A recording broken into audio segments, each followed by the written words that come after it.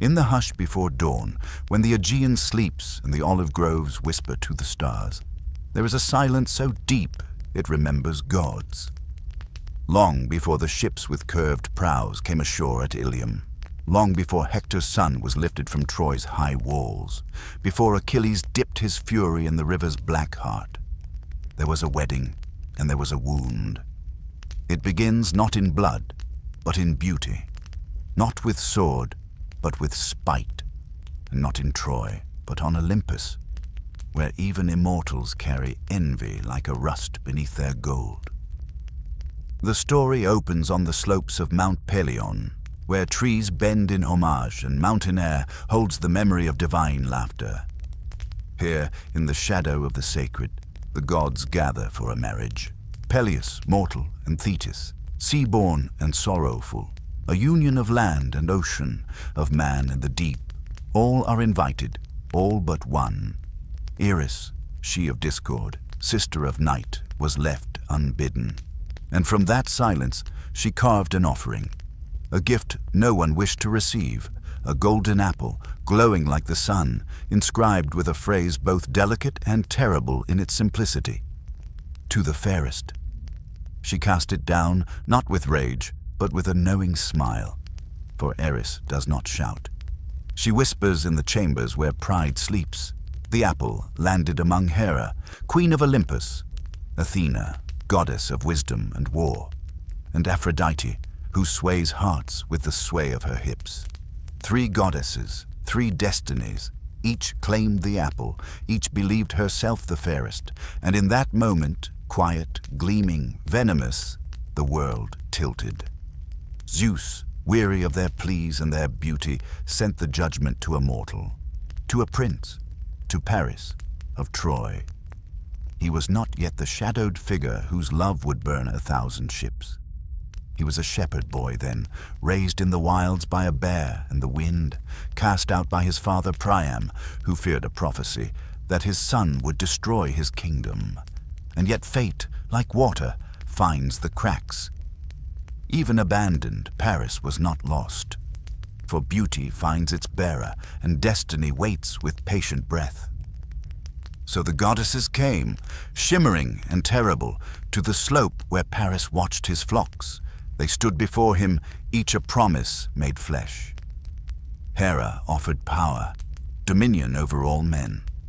Athena whispered wisdom and victory in every war, but Aphrodite said nothing at first. She only looked into his eyes and gave him the vision of a woman, far across the wine-dark sea, a queen named Helen, whose face had not yet launched anything but longing. Paris took the apple and placed it in Aphrodite's hands, and so the war began, not with spears, but with the curl of a smile, not with armies, but with an oath born from beauty. For Helen was not free. She was the wife of Menelaus, king of Sparta, and Menelaus had brothers, and those brothers had blades. But more than that, Helen was bound by a pact. All the great kings of Greece had once sought her hand, and her father, fearing their quarrel, made them swear that whoever won, her, all others would defend her honor, should it ever be threatened. And so, when Paris, cloaked in Aphrodite's favor, sailed to Sparta and left with Helen beneath a foreign moon, he did more than steal a queen. He lit the fuse beneath a continent. He stirred the blood of kings. He woke the rage of men who would die for pride disguised as honor. Agamemnon, high king of Mycenae and brother to Menelaus, summoned the oath-bound lords. From Ithaca, cunning Odysseus came, dragged from the quiet soil he loved. From Phthia came Achilles, son of Thetis, touched by prophecy and fire. From Arcadia, from Thessaly, from Boeotia, ships were built, oaths were renewed, and vengeance set sail. But the wind would not blow, and the ships, 1,000 strong, sat moored beneath the skies, waiting for the gods to decide which side they loved more. It is here, in this pause before the storm, that the true call is heard, not of war, but of meaning. Why do men follow gods? Why do they cross oceans for a woman? Why does one apple cause 10,000 deaths? Perhaps it is because beauty is unbearable. Perhaps it is because pride is louder than reason. Perhaps it is because stories, once begun, must be finished, and so they wait at Aulis, restless, burning. The gods, the kings, the men whose names will one day be whispered into the ashes of Troy, and among them one child of prophecy will not board a ship until his name is etched in eternity. But that is not yet. The battle drums are still silent. The horse has not yet been built. Hector still walks the high walls, and Priam still dreams that his city will outlast the stars. For now it is only wind and whisper, the hush before the hymn, the breath before the arrow flies. History waits, and the sea begins to stir. Long before the Greeks named her an enemy, Troy rose from the earth like a jewel cupped in the palm of the gods. She stood at the edge of continents, where Asia meets the breath of Europe, where sea winds gather news from every known shore. A citadel not born of war, but of wisdom. And in the hush of history's deep beginning, her stones whispered with divine favor. They say Elis, the founder, was guided by a sign. A sacred cow led him across the plain of the Scamander, lowing softly until she knelt. There, the earth softened. There, the city would rise. That night, as Ilus dreamed, the gods sent a gift, a shimmering talisman dropped from the heavens into his lap. The Palladium, a statue of Pallas Athena herself, guardian of wisdom and war. Smooth as moonlight, fierce as fate, it glowed with protection. While the Palladium stood within the walls, the city would never fall. This was no accident. Troy was always watched by higher eyes. Zeus himself once loved the land, and his son Dardanus gave his name to the people, Dardanians, proud ancestors of kings. Anchored by bloodlines that claimed both mortals and gods, Troy became more than a city. She became a promise, and with promise came power.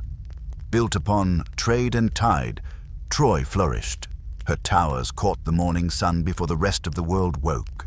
Her walls, high and impenetrable, were said to have been laid by Poseidon and Apollo themselves. Punished once by Zeus, the gods had served the mortal king Laomedon, stacking stone upon stone in quiet obedience, until the city's spine touched the heavens. But kings break promises, even to gods. When Laomedon refused their due reward, Poseidon sent a sea monster to devour the land, and only by offering his daughter Hesione to its jaws did the king hope to appease the wrath. But Heracles came, lion-cloaked and fire-eyed. He slew the beast, saved the girl, and was betrayed in turn by Laomedon.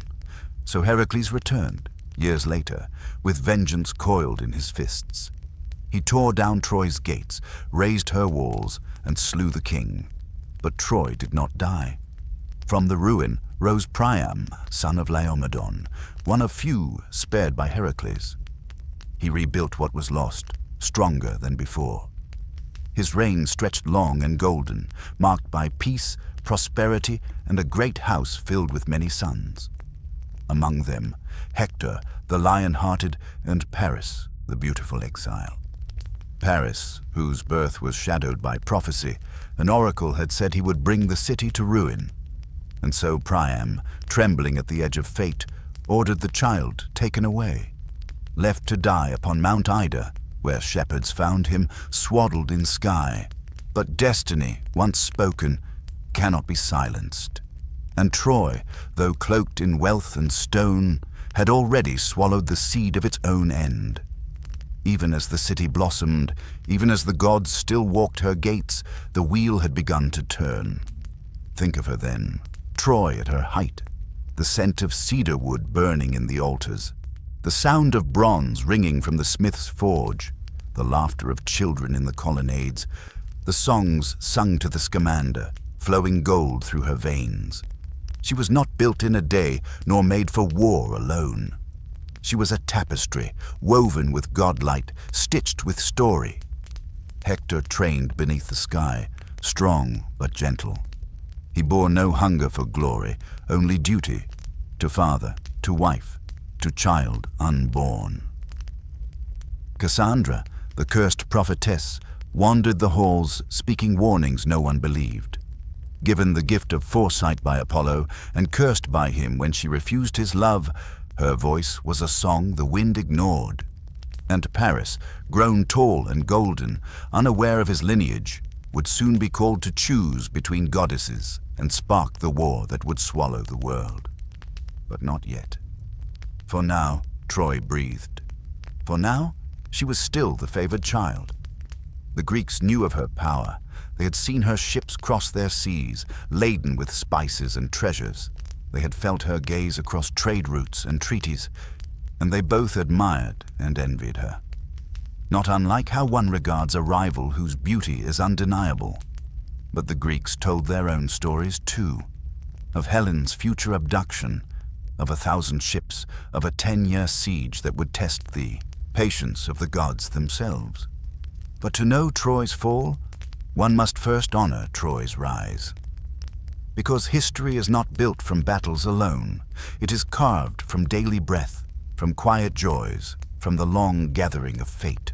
And Troy, that ancient city whose walls were kissed by 2 oceans and crowned by the sun, deserved to be remembered not only for how she died, but for how she lived. She was not a villain. She was not a prize. She was a civilization, and civilizations do not collapse in a single scream. They fall like dusk, slow, golden, and inevitable. Soon the harbors would fill with foreign sails. Soon Cassandra would scream to empty walls. Soon the gods would choose their sides. But not yet. Now is still the time of peace. Now is the time to remember what Troy once was. A city the gods built, a city the gods loved, and a city, as all must be, destined to fall. The winds had turned. A whisper moved through the olive trees and salt-hung harbors, a whisper that Helen, the queen of Sparta, had vanished. Stolen, some said. Seduced, others claimed. But all agreed on one thing: she was gone, and with her the fragile peace of the Aegean. From the halls of Mycenae to the wilds of Thessaly, the blood of kings began to stir. At the heart of this awakening stood Agamemnon, high king of men. His palace, carved into the rock of Mycenae, glowed with gold and vengeance. It was he who heard the cry of his brother Menelaus, and he who remembered the oath of Tyndareus. The sacred promise all Greek kings had once made, that if any man dared take Helen, they would unite, not for love, but for honor. And so, like stars called back to the sky, the sons of Greece answered. From Ithaca came Odysseus, dark-eyed and clever. He did not come easily. When summoned, he feigned madness, yoking ox and mule together, sowing salt into his fields. But the summons was divine, and fate had a long memory. When they laid his infant son, Telemachus, before the plough, Odysseus swerved, and the lie collapsed. The cunning one was caught in his own game.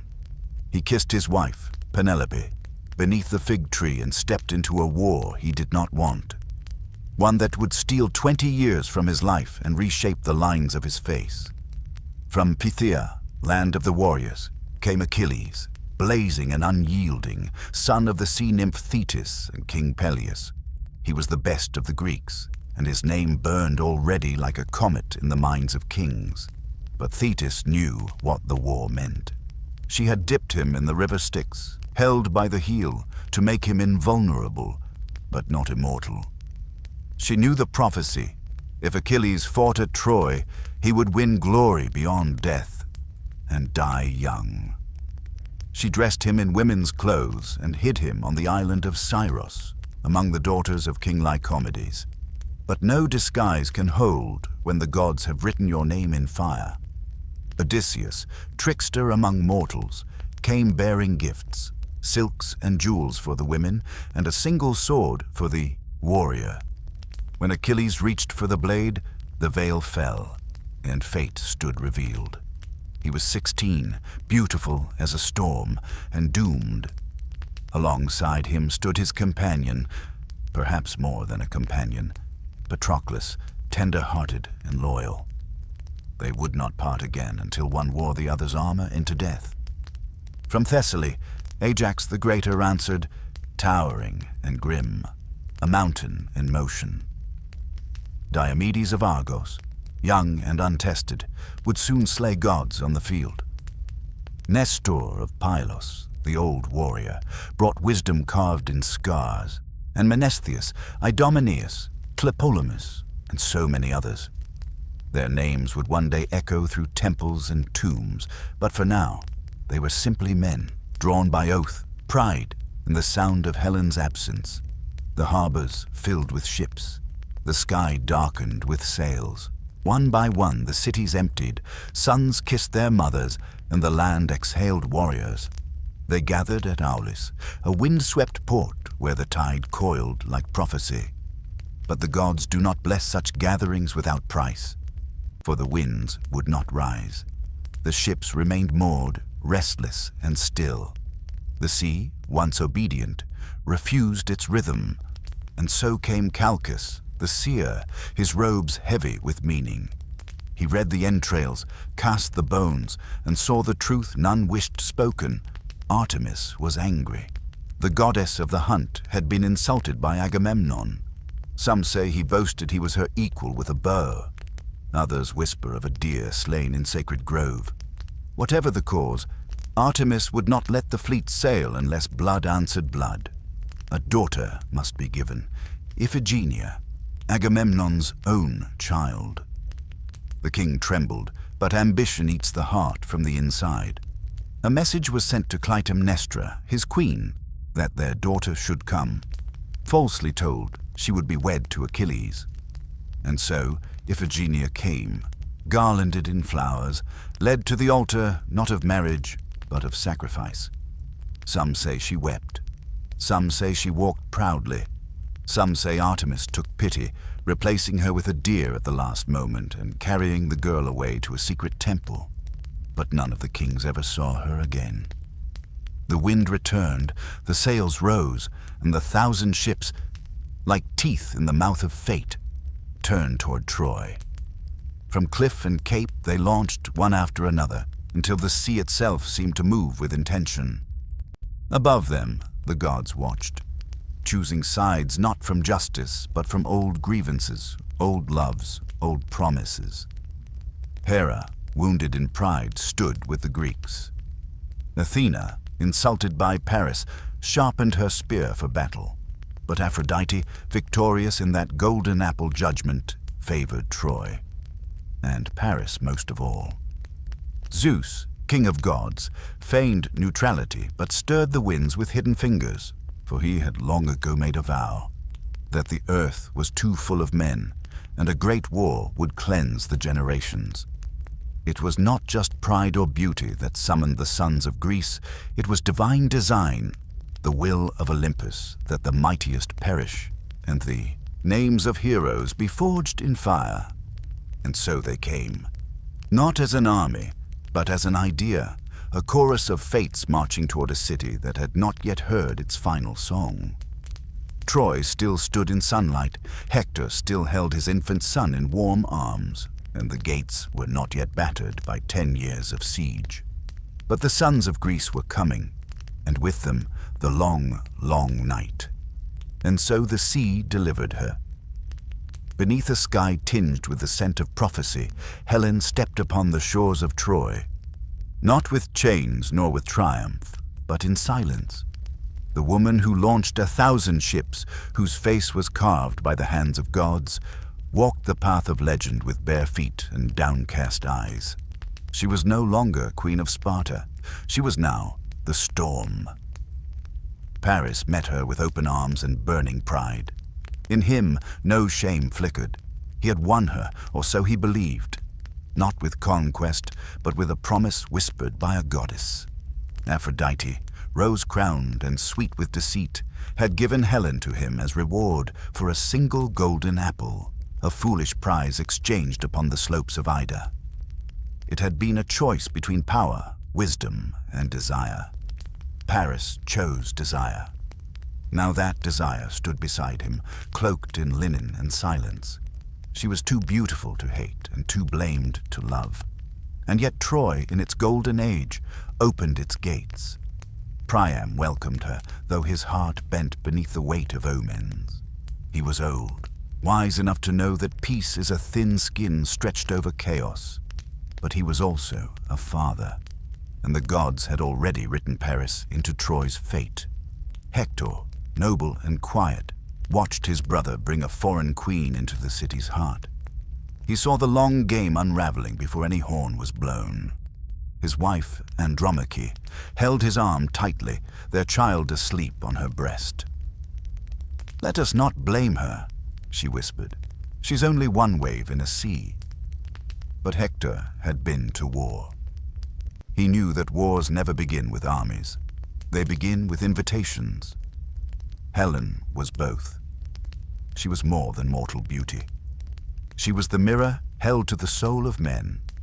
In her, the gods had placed something deeper than flesh, the illusion of perfection, the ache of what could never be possessed. To love her was to hunger, and to possess her was to be consumed. In the marketplaces, the murmurs began. She came willingly. She was taken by force. She is a goddess in disguise. She is a curse upon us. But Helen spoke little. She wandered the high walls of Troy, her hair catching the dawn, her voice heard only in the softest prayers. To some she was a phantom, to others a queen reborn. But to herself she was a shadow cast across two lands, not belonging to either. She looked upon Priam and wept in secret, for he was kind, too kind, and in his kindness she saw the ruin that would come. In the evenings, Cassandra passed her in the halls. The prophetess, mad with foresight, would stop and stare, mouth open, eyes wide with terror, then flee. Helen did not ask what she saw. She already knew. Fire, blood, walls breaking like bones. Troy was not afraid yet, but Helen was. She knew the Greeks would come. She had once shared their hearths. She knew the taste of Spartan wine, the rhythm of Mycenaean drums. She had heard the stories of Achilles even before he took up the spear. She knew the oath that bound the kings, an oath she had been the cause of, long before she chose or was chosen. There is a difference between being a symbol and being a person. The world had already made its choice. Paris, for all his beauty, did not see her grief. He was radiant in victory, striding through the city like a crowned flame. He placed jewels at her throat, offered garlands and praise, and led her to the temple steps, as if the gods themselves would approve his love. But Aphrodite, hidden behind veils of mist and pleasure, did not love as mortals love. She loved only the game. And Helen was now a piece on the board. At night, the drums changed. Troy's scouts began to report sails on the horizon. The Achaean fleet was gathering, dark as a closing hand. The shorelines, once golden with trade, now glittered with bronze, and the towers of the city braced for war. Still, Helen stayed. She could not return. Not to Menelaus, not to shame, not to the homeland that now cursed her name. So she stood upon the walls with Priam, watching the waves, and asked him softly, "Will you still look upon me kindly when your sons die?" The old king did not answer. Instead, he told her the names of the warriors she would soon see, pointing them out as shadows on the horizon. "That one," he said, "with the dark sails. That is Odysseus, clever as a god. He will not let the walls sleep. And beside him, the great Ajax, towering as if made from stone. And there, the lion of Mycenae, Agamemnon, king of kings. But it is the youngest you must watch for, that silver glint, fastest on the field, that is Achilles. He does not fight for Helen, he fights for glory. That is the most dangerous kind." Helen listened, and then she turned from the sea. Down below, the women of Troy gathered in the temple, lighting incense to Athena, to Hera, to Apollo, gods who would soon divide the sky with spears. Helen lit no candle. She knew the gods would not be moved. Their wagers had been placed long ago. The city still laughed in courtyards, drank wine in gardens, pressed olives beneath the sun. But the shadow had arrived, and Helen, now the reluctant heart of the myth, understood at last. She was no longer woman. She was story, and stories cannot run. The sea broke like a god's command. On the far shore, Troy still dreamed, but across the wine-dark water, the ships of the Achaeans came, vast and endless, their sails black as funeral cloth, their prows snarling with carved wolves and lions, their hulls burdened with bronze and fate. And at their head, standing golden in the morning, was Achilles. He did not wait for speeches. He did not pray to Poseidon, nor cast bones to Apollo. He simply rose with the dawn and leapt ashore, his armor flashing like a second sun. He was 17. Already his name was spoken with reverence, though it had not yet been etched in death. But now, in that first moment of contact, when the Greek boots struck Trojan earth, Achilles became something more than a prince. He became a storm. With his companion Patroclus at his side, he led the first assault against a small village along the coast, a minor outpost of Troy's allies, soft with peace and unready for the hunger of war. The battle was not a battle. It was a shattering. The villagers woke to screams. Spears found throats before names were spoken. The sun rose over fire, and within hours, the banners of Achilles flew above the smoking ruin. He claimed spoils, gold, cattle, prisoners. Among them, 2 daughters of noble birth, Briseis and Chryseis, women who would soon become symbols in a war that had no care for women. Achilles offered no apologies. War, he believed, was not a thing to explain. It was a right, a space carved by strength. The Greeks followed his lead, village after village falling beneath their heel, the coastlines bending to their campfires. The beach transformed into a city of tents, walls of sharpened stakes, towers of timber. The ships were drawn ashore like giant bones, a graveyard of sails that breathed fire. But it was not only Achilles who tasted blood. Ajax, immense and tireless, fought like a wall made flesh. Diomedes, young and wild-eyed, struck like lightning, soon to earn the name Terror of the Field. Odysseus used not only blade, but tongue, winning men through cunning, capturing information, planting fear where swords could not reach. And Agamemnon, king of kings, basked in the thunder of it all, each conquest a jewel on his brow. Yet even in victory, shadows bloomed. For no war begins with unity. The Greeks were not one nation.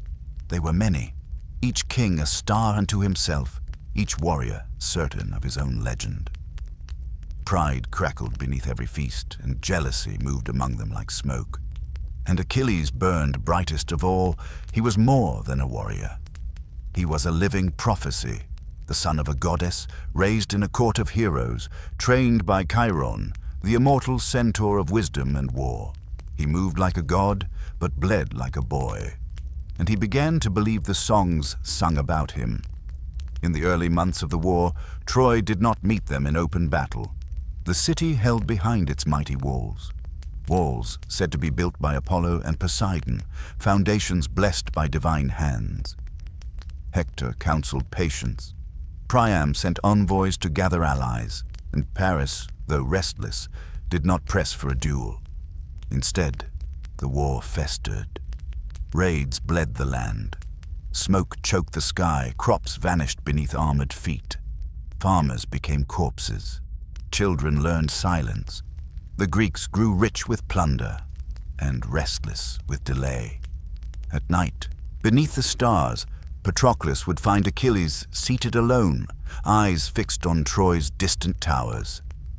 "They will not come out," Achilles murmured once, voice low. "Are they cowards, or do they know something we do not?" Patroclus said nothing. He, too, could feel it. That hum beneath the world, like a string pulled too tight. Then came the priest, Chryses, father of Chryseis, came in peace. He brought ransom and prayers, gold and garlands, and knelt before Agamemnon. "Return, my daughter," he begged, "and Apollo shall bless your ships." But pride is deaf. Agamemnon laughed, not with joy, but with cruelty, and drove the old man from the camp. Chryses stumbled back to the shore, lifted trembling arms to heaven, and cried out to Apollo, "God of light, God of plague, God of distant strikes." And Apollo heard. The god descended not in form, but in fury. A sickness swept the Greek camp, silent and sudden. Dogs died first, then horses, then men. Each morning, more corpses, more fevered moans. Fires were lit for cleansing, offerings were made, nothing stopped it. Achilles summoned a council. He urged the return of Chryseis for the good of the army. He did not plead, he demanded. But Agamemnon, stung and seething, agreed only if he might take Briseis in her place. The girl Achilles had claimed in conquest, the girl he had grown to care for in a quiet way, with a tenderness rare in war. It was theft, a humiliation, a wound not to the body, but to the soul. Achilles did not strike Agamemnon. He did not challenge him then and there, but he stood before the assembly, his hands shaking, and said, "You will regret this. I will fight no more for you, not until my name is begged upon your lips." And so, Achilles withdrew. He left the field, he turned from the war, and the Achaeans, newly weakened, did not yet realize what they had lost. A hush fell upon the battlefield, thick as the dawn mist that clung to the olive trees. The great armies, poised like ancient statues carved from bronze and grief, held their breath as the two men stepped forth. The war, still young and trembling on the edge of legend, would find its voice in the clash of these two souls. Paris and Menelaus. Paris, Prince of Troy, was a paradox. Slender and fair, more a lover than a warrior. His eyes held a melancholy, the soft light of a man who knew he carried the weight of 1,000 curses. With bow in hand, he moved as if walking on a tightrope stretched between desire and destiny. Menelaus, king of Sparta, was a storm. His body was a temple of muscle and wrath, forged in the fires of honor and betrayal. His heart beat with the cold rhythm of vengeance. Helen had been his wife, the jewel of his crown and the shattering of his peace. To face Paris was to face the wound that tore his world apart. The armies fell silent, their spears lowered in a fragile truce. The leaders stepped to the center of the field, the earth beneath their feet soaked with the scent of sweat and fear. Menelaus spoke first, his voice low and steady. "Prince of Troy, you have stolen my bride, the light of my house. Return her to me, and this war may end before the rivers run red." Paris replied, his voice soft yet unwavering. "She is no prize to be taken back like cattle or gold. Helen is hers to choose, and she chose me." A single trumpet pierced the silence, a call to settle the war in blood rather than endless siege. The duel began. Menelaus charged, shield raised, spear aimed to end the story in one breath. Paris dodged, nimble and quick, his bow singing as arrows whispered death.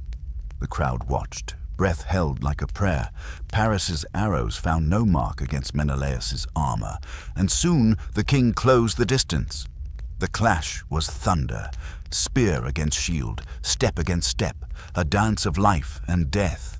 And then, as the sun shone through clouds like a blessing, Paris faltered.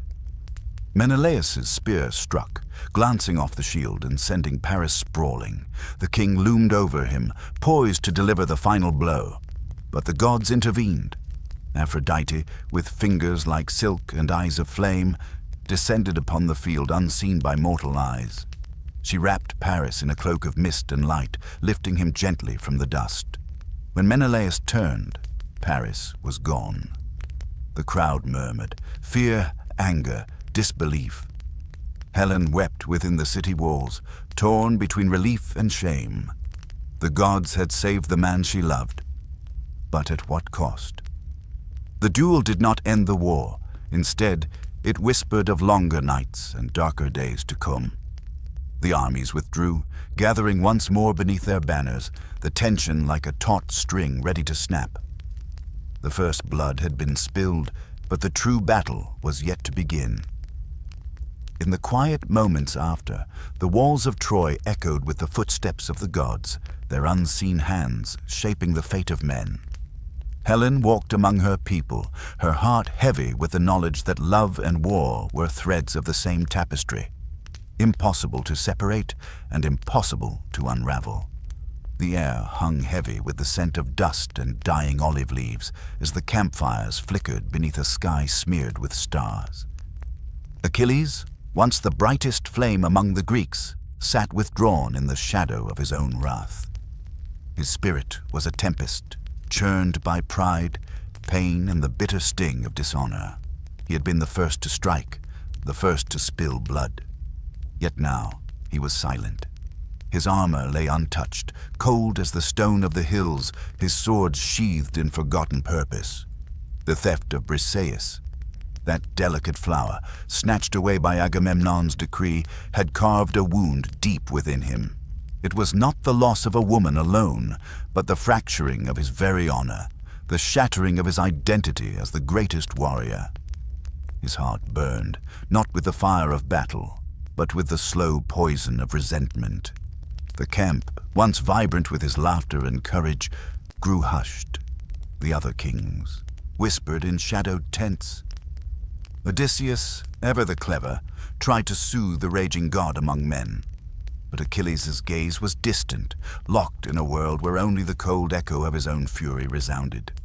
"Without me," he said once, voice low and terrible, "the Greeks are nothing. They will bleed like lambs before the walls of Troy." And so he sat, a god stripped of glory, watching as the war ground on without him. The Greeks faced setbacks. Their arrows splintered against the walls. Their warriors fell one by one, the tide turning as Troy's sons rallied under Hector's steady command. The son of Priam became a living shield for the city, a beacon of hope that kindled courage in the hearts of his people. But the cost was steep. Men fell in the fields, their blood soaking the earth like ink staining a page. Mothers wailed, and the gods, from their distant thrones, whispered secrets in the winds. Achilles' absence was a wound felt by all. Patroclus, his dearest friend and companion, watched the growing desperation with silent dread. He saw the fire flicker and fade in Achilles' eyes and knew that if the war was to be won, the fallen god would have to rise again, or the Greeks would be crushed beneath the weight of fate. One evening, beneath the canopy of stars, Patroclus approached Achilles. The young warrior's voice was soft, but firm. "Return to the fight, my friend. The Greeks suffer without you. The city burns and our people fall. Let not your pride be the death of us all." Achilles looked upon Patroclus, a storm swirling behind his gaze. "I will not fight for Agamemnon," he said, "not while my honor is broken.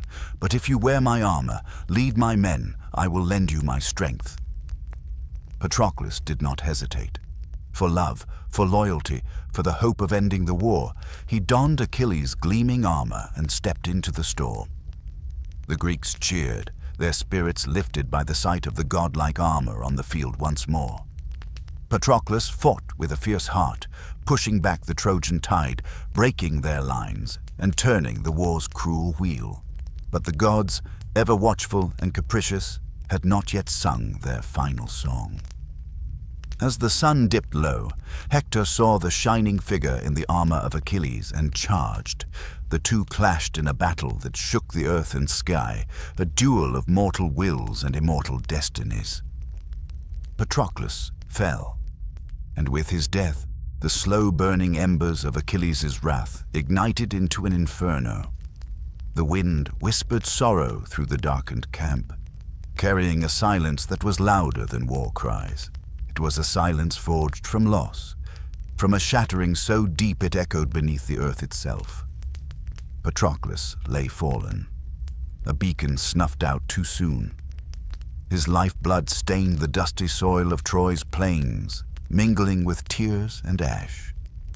The gleaming armor of Achilles, once a symbol of hope, was now a shroud of grief. Achilles received the news like a thunderclap. The boy who had worn his strength in battle, who had dared to stand as a shield for the Greeks, was gone. The fire in Achilles' heart erupted, fierce and unyielding, consuming all in its path. His grief was not quiet. It was a tempest, a raw howl rising from the depths of a soul shattered by love and loss. The gods themselves recoiled, for never before had mortal sorrow sounded so vast. Achilles mourned not only the death of a friend, but the collapse of a world he had held sacred. He tore his hair and his armor, casting aside the golden gifts of the gods. No longer did he walk as a god among men. He became a force of vengeance, a shadow of rage destined to consume Troy itself. In his mourning, he spoke to the winds, to the stars, to the distant echoes of his mother, Thetis, the sea goddess. "Let them all feel my wrath," he vowed. "Let the walls fall, let the rivers run red. I will make the gods tremble." The tide of war turned once again. Achilles returned to the battlefield, a storm cloaked in grief. His steps were thunder, his spear lightning. The Trojans, who had stood proud behind their ramparts, faltered beneath his relentless fury. Hector, the shining prince and defender of Troy, met Achilles in single combat, two destinies colliding beneath the watchful eyes of gods and men. Their duel was the heart of the war, a cosmic struggle writ in blood and fire. Spears shattered, shields splintered, and cries pierced the air like the mournful song of lost souls. When Achilles struck down Hector, it was not merely a death. It was a breaking of a world, a loss that rippled through Troy like an earthquake. Yet even in victory, Achilles' grief was not quelled. The rage that propelled him was a bitter flame, scorching not only his enemies, but the very essence of his own humanity. The war pressed on, endless as the sea, but beneath the clashing swords and the cries of the fallen, a deeper truth whispered, that even gods are bound by sorrow, and that the cost of glory is often a wound that never heals. Troy fell silent, not in surrender, but in sorrow. From the high towers of Ilium to the shadowed alleys beneath its ancient gates, a hush settled like fog.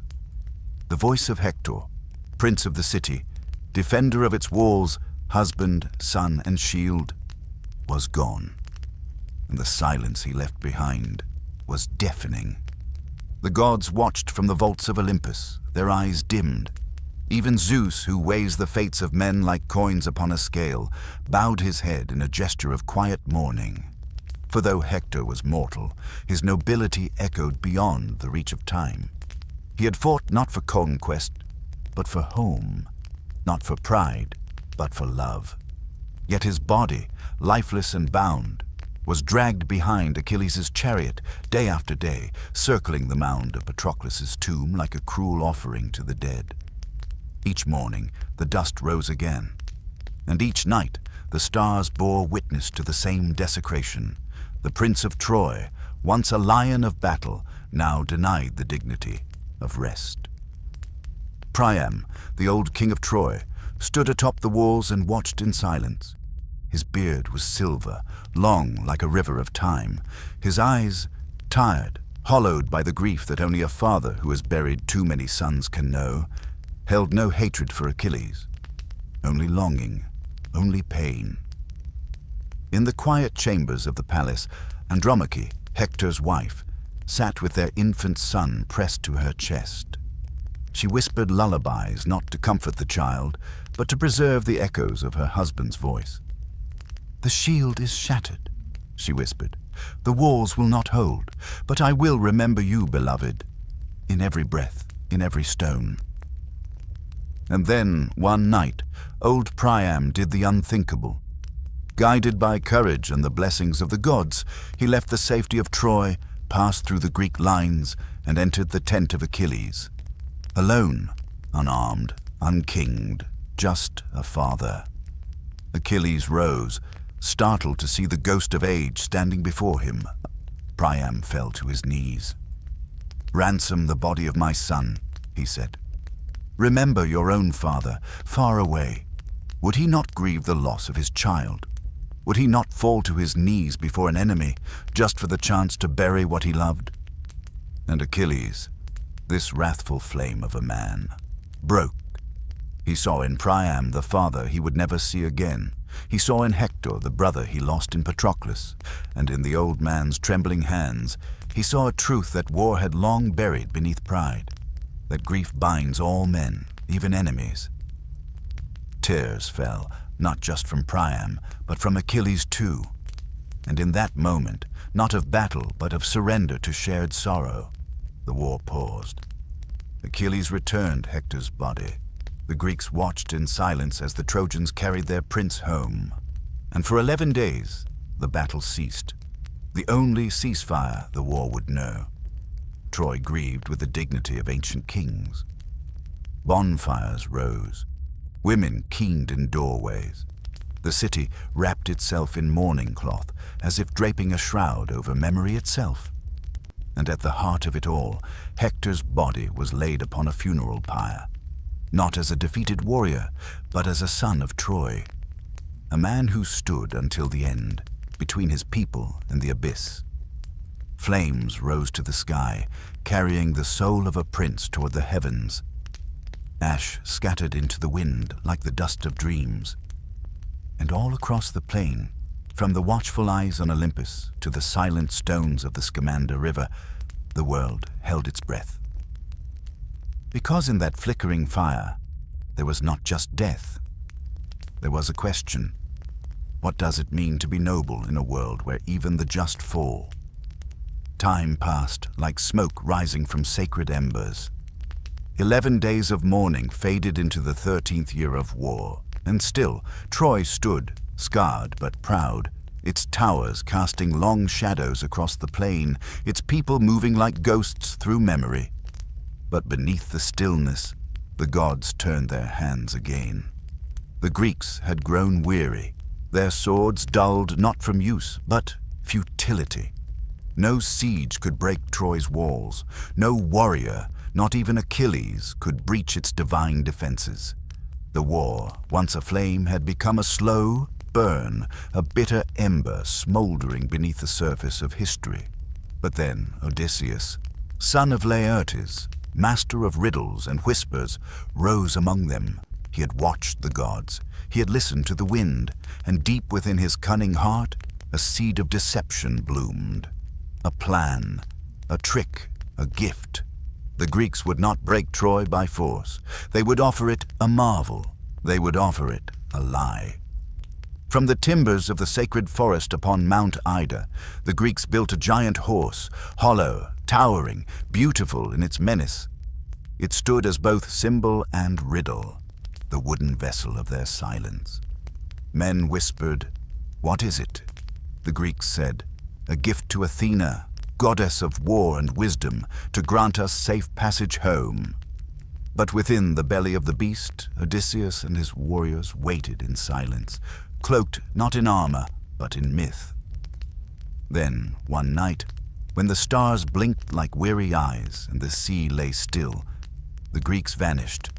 Their ships were gone, their fires cold, their camp empty, and on the blood-soaked field outside Troy, only the wooden horse remained, towering, mute, eternal. The Trojans at first stood wary. Laocoon, priest of Poseidon, warned with burning eyes, "Beware Greeks bearing gifts." He drove his spear into the horse's side, and for a heartbeat, even the gods seemed to flinch.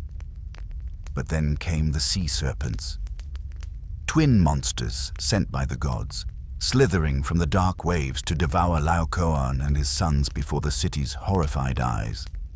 And so the sign was clear. The gods did not protect the skeptic. They protected the lie. And so the horse was drawn in, through the gates, over the stones worn by war and wedding, past the altars of Apollo and into the heart of the city. That night, Troy feasted. They lit torches and sang beneath the stars.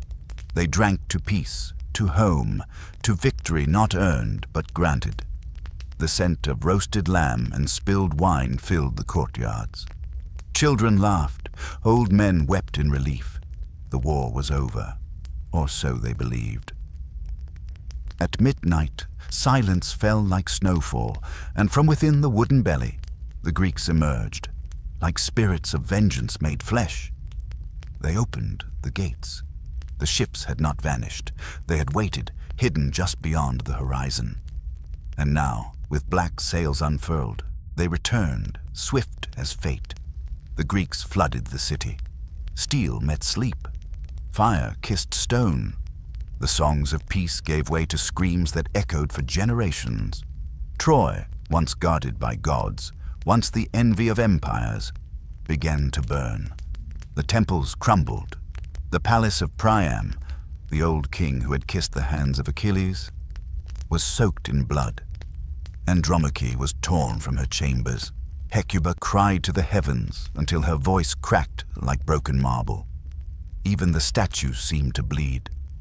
At the foot of the altar of Zeus, Priam was struck down, not as a king, but as an old man clutching memory, and high above it all, the wooden horse stood, not a gift, but a tombstone. Troy fell not in battle, but in trust, and as the flames consumed the city's bones, the gods turned their faces away. They had watched the game played to its end.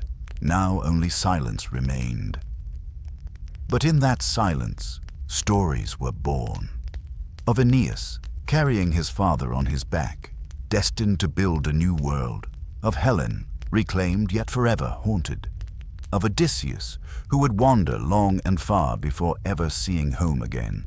And of Troy, not just as a city fallen, but as an echo in the soul of every civilization to come. A warning, a question, a flame that still flickers in the ruins of time. The fires of Troy had not yet cooled before the curse began to bloom.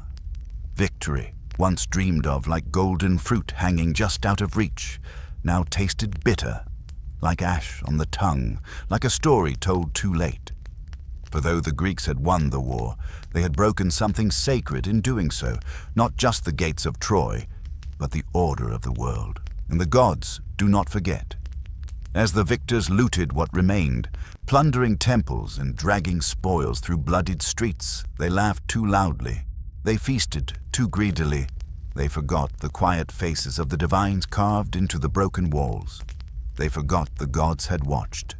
Ajax the Lesser, a warrior of strength but not of reverence, violated Cassandra, daughter of Priam, prophetess cursed never to be believed, in the temple of Athena herself. A crime not just against flesh, but against the sacred. The goddess saw, and she swore, these men will not know peace. So the curse was sown. The ships that lined the shore, once proud and ready to carry victors home, would not be spared. The sea would rise, the wind would rage, and fate, once whispered by oracles, would now scream through the storms. Men who had survived a decade of war would find death in a single wave. Agamemnon, king of kings, returned to Mycenae not in triumph, but into the arms of betrayal. His wife, Clytemnestra, who had waited with bitterness rather than longing, welcomed him home with a blade, not a kiss. He was struck down in the bath, his blood mixing with oil, his crown tumbling from his brow like a broken promise. Ajax, the violator, would drown, his cries lost in the storm as Athena shattered the mast of his ship with a spear of lightning. And Menelaus, who had crossed the world for Helen, would wander for years before she would truly look at him again. For how can a man love a woman who became the ghost of a city? But it was Odysseus who would bear the heaviest burden. 10 years of war would give way to 10 more of exile. His home, Ithaca, would become a dream. His name would fade into rumor, and all the cleverness that once charmed gods would now earn him their spite. The war had ended. But peace did not return, because war, once woken, walks behind the victor as well as the vanquished. And the gods, who had stirred men like pieces on a sacred board, now demanded payment for their games. Thus, the victors became the cursed. They had won, yes. But at what cost? The sons they would never see again, the wives they had left too long, the gods they had angered in silence, and the self, that quiet flame of innocence, now smothered beneath layers of conquest and grief. The ashes of Troy clung to their skin. Even in the safety of their kingdoms, they would smell it, in the corners of their temples, in the dreams that turned to nightmares, in the songs sung by children who did not yet understand that victory is a mask death wears before it dances. The war had crowned them kings of dust, and the gods, silent now, let them live with what they had done. Because the deepest curse is not to die by the sword, but to survive and remember. And so the war was over. But for Odysseus, son of Laertes, king of wily Ithaca, the true journey had only just begun. The fires of Troy still whispered behind his eyes. He had seen cities crumble and kings fall. He had watched Hector dragged in the dust, Achilles burned on the pyre, and Priam weep like a man who had carried the weight of gods. Yet now, with the spoils of war stowed deep in the hull, and his men weary with years, he turned toward the western wind. Home, Ithaca, Penelope. The son he left as an infant, now a young man walking without knowing the sound of his father's voice. But the gods had not forgotten him, for Odysseus had built the horse. He had deceived. He had whispered into the cracks of war and changed its course with cunning. And Poseidon, lord of the sea, whose temple had been desecrated by Ajax, whose name had been invoked and ignored, bore him no love. So Odysseus's path home would not be straight. It would twist through myth and madness, through islands where time bent and gods toyed with men like waves tossing driftwood. They set sail under stars, still heavy with smoke. The oars dipped in silence. The men, once bold with war, now hungered not for glory, but for rest, for vineyards and olive trees, for the familiar squeak of a door long unopened, for the sigh of their wives beside them in sleep. But the sea does not forget. The first days were kind, calm waters, salt in the wind, seabirds crying like omens. Then came the island of the Cicones, where the men, drunk with hunger and arrogance, raided and feasted. But the Cicones struck back. 6 men lost for every ship. Their blood soaked the beach before the sails were raised again in shame. Then came the lotus eaters, gentle, strange, who offered flowers that made men forget. One bite, and home vanished from memory. One bite, and they sat in sunlit stupor, smiling like children. Odysseus dragged them back, weeping. "Home is not a dream," he whispered. "It must be remembered, even when it hurts." But it was the island of the Cyclopes where the gods' warning became thunder. There they met Polyphemus, the one-eyed son of Poseidon. Towering, savage, he crushed men like grapes beneath his heel. Odysseus, ever clever, gave the name Nobody and offered wine to dull the monster's senses. When Polyphemus slept, they drove a sharpened stake into his eye. The monster howled. The rocks split. The sea groaned. But as they fled, Odysseus, prideful, reckless, still echoing with the war drums of Troy, shouted back his name. "Tell your father it was Odysseus who blinded you." And thus was his doom sealed. Poseidon rose, not in form, but in storm. He bent the sea, churned the waves, and turned the homeward path into a curse that would stretch across a decade. The journey unraveled. At Aeolia, the Wind King gave Odysseus a bag, tied shut with every tempest. But curiosity undid it. His men, thinking gold was hidden inside, opened it at sea. The winds escaped, screaming, and Ithaca vanished once more. At the land of the Laestrygonians, Giant cannibals destroyed 11 ships in a single afternoon.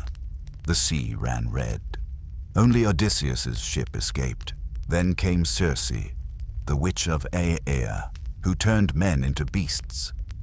Lions and pigs walked where soldiers once stood, but Odysseus, armed with a charm from Hermes, stood against her. And strangely, she loved him. They stayed a year in her halls. A year of forgetting the ache of war, a year of silk and honeyed wine. But the memory of home stirred in his sleep like a child calling from another room. He asked Circe, "How do I return?" And her answer was grave. "To reach home, you must pass through death." And so, with heart heavy and the weight of prophecy pressing in, Odysseus prepared to descend into the underworld. To speak with the dead, to hear what fate had written, to look into the hollow faces of those he had failed and those he had yet to lose. The journey was no longer a voyage across the world. It was a journey inward. Because after war, after glory, after pride, what remains is only the question, what does it mean to return when you are no longer the man who left? There comes a point in every journey when the traveler must pass beneath the world, where light fades, where memory thickens like smoke, where the living walk among the dead. Odysseus, son of Laertes, bearer of war and wanderer of sorrow, had reached that place.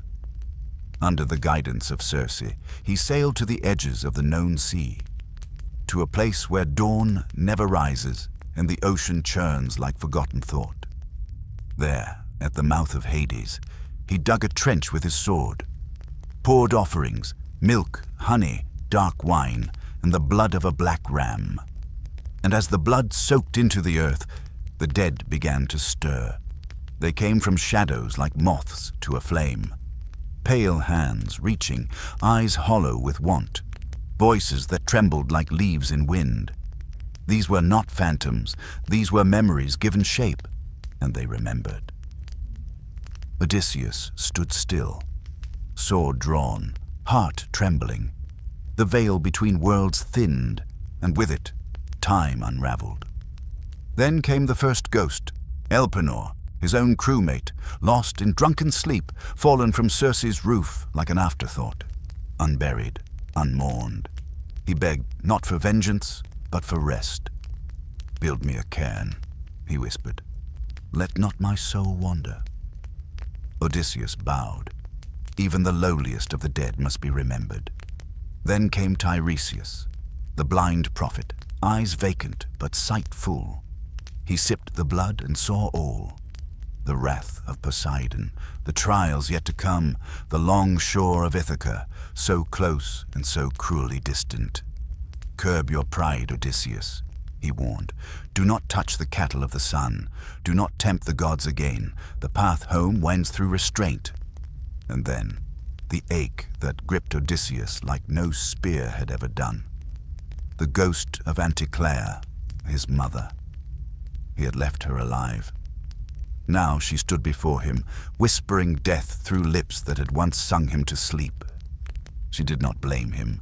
She wept and told of Penelope's longing, of Telemachus's silence, of the palace grown cold without its king. She had died waiting, of sorrow, not age. Odysseus tried to embrace her 3 times, and each time his arms closed on air. In death, even a mother is beyond touch. And so he stood there, hollowed out, each breath a wound. The war had made him a hero. The sea had made him a legend. But here, in the underworld, he was only a son, only a man. More spirits came. Agamemnon, butchered in his own home. His ghost still crowned, but his voice bitter. "Beware your return," he warned. "The hearth may not burn with love. The door may open to a knife." And then, the one he had dreaded and longed for, Achilles, the greatest of them all. Odysseus knelt. "You are honored even in death, noble Achilles." But the warrior frowned. "Do not speak of honor," he said. "I would rather be a servant among the living than a king among the dead." Glory, it seemed, fades like mist when the sun of mortality rises. Achilles asked of his son. Odysseus told him, brave, strong, respected in battle.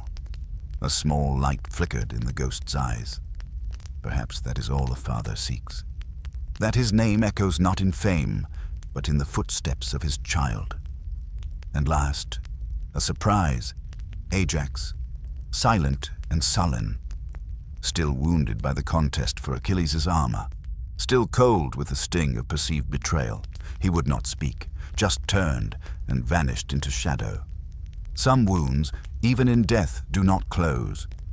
The wind whispered through the trench. The offerings were spent. The ghosts began to fade, retreating back into the soil of forgotten memory. The portal sealed itself in silence, and Odysseus stood alone again, but changed. He had passed beneath the world, and in doing so, had shed the last illusions of war. The dead do not lie. They do not flatter. They do not forget. They speak with the purity of silence and the clarity of absence.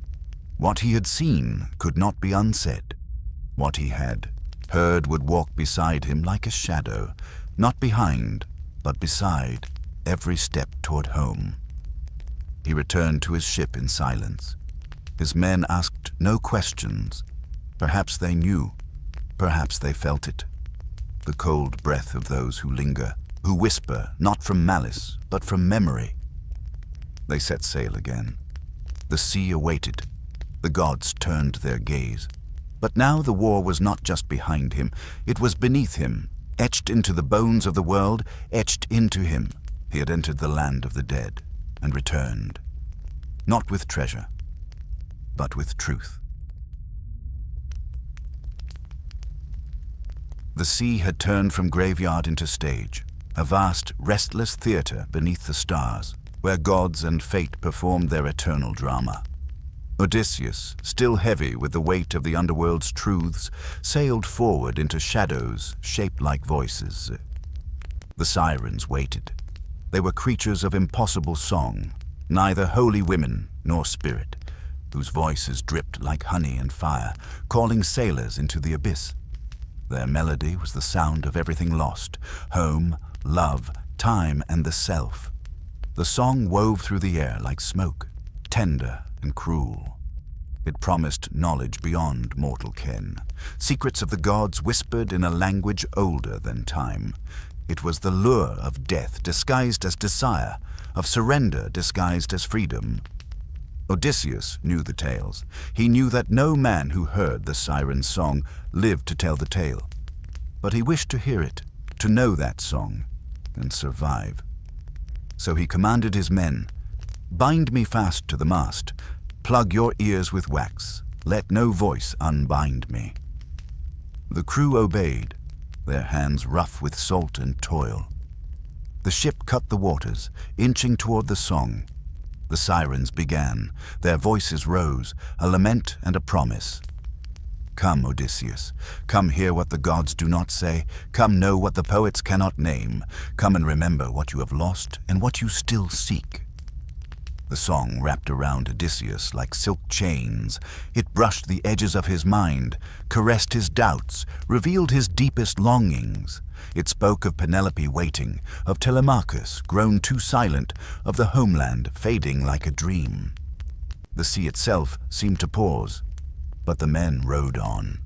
Odysseus strained against the ropes, torn between the pull of the melody and the chains that held him. "Release me," he begged, breathless, torn. "Let me go. Let me hear the whole truth." The song swelled, promising more. A vision of home shining like a beacon through the mist. A promise of peace beyond war, a balm for the scars of the soul. But the ropes held fast. The ship passed beyond the danger. The song faded, a sigh, a whisper, a memory. Odysseus slumped, trembling, tears in his eyes. He had touched a fragment of divine beauty and survived. But he had learned that some truths are unbearable if held too close.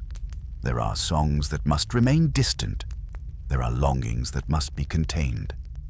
He loosened the wax from his men's ears, who had rowed without pause, blind to the peril. The sea breathed again. The stars blinked their ancient light.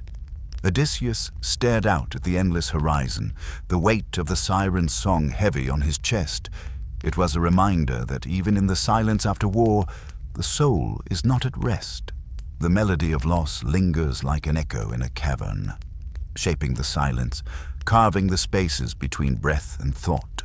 The journey stretched onward, fraught with the beauty and the pain of what it means to long for home, for a place that remains both real and imagined, a landscape of memory and myth. And so the ship sailed, caught between the song of the sirens and the silence of the sea, bearing a man who had heard the unbearable truth and yet still dared to return. After the song, there came the scream. Beyond the sirens, the sea narrowed into a strait where even gods tread lightly, a place not made for men or mercy. For here dwelled two ancient forces, each born not of hatred, but of the world's raw, unwoven chaos. On one side, Scylla, once a nymph, now a nightmare. Her waist bloomed with snarling heads, 6 in all, each armed with rows of teeth like shattered coral. She clung to the cliffs like ivy of bone, her hunger a thing without beginning or end. On the other, Charybdis, the endless maw. A whirlpool with a heart, a daughter of Poseidon cast down for her greed. 3 times a day, she drank the sea and spat it out. Ships that sailed too near were swallowed, splintered, gone. There was no safe passage. Only a choice. Lose many or lose all. Odysseus stood at the prow, eyes fixed on the horizon that trembled between death and doom. He had asked Circe what to do, and she had answered with the clarity only gods possess. Steer closer to Scylla. Better to mourn 6 than lose all. Do not fight. Do not falter. Row swiftly, and do not look back. So he did. He told his men nothing of what waited.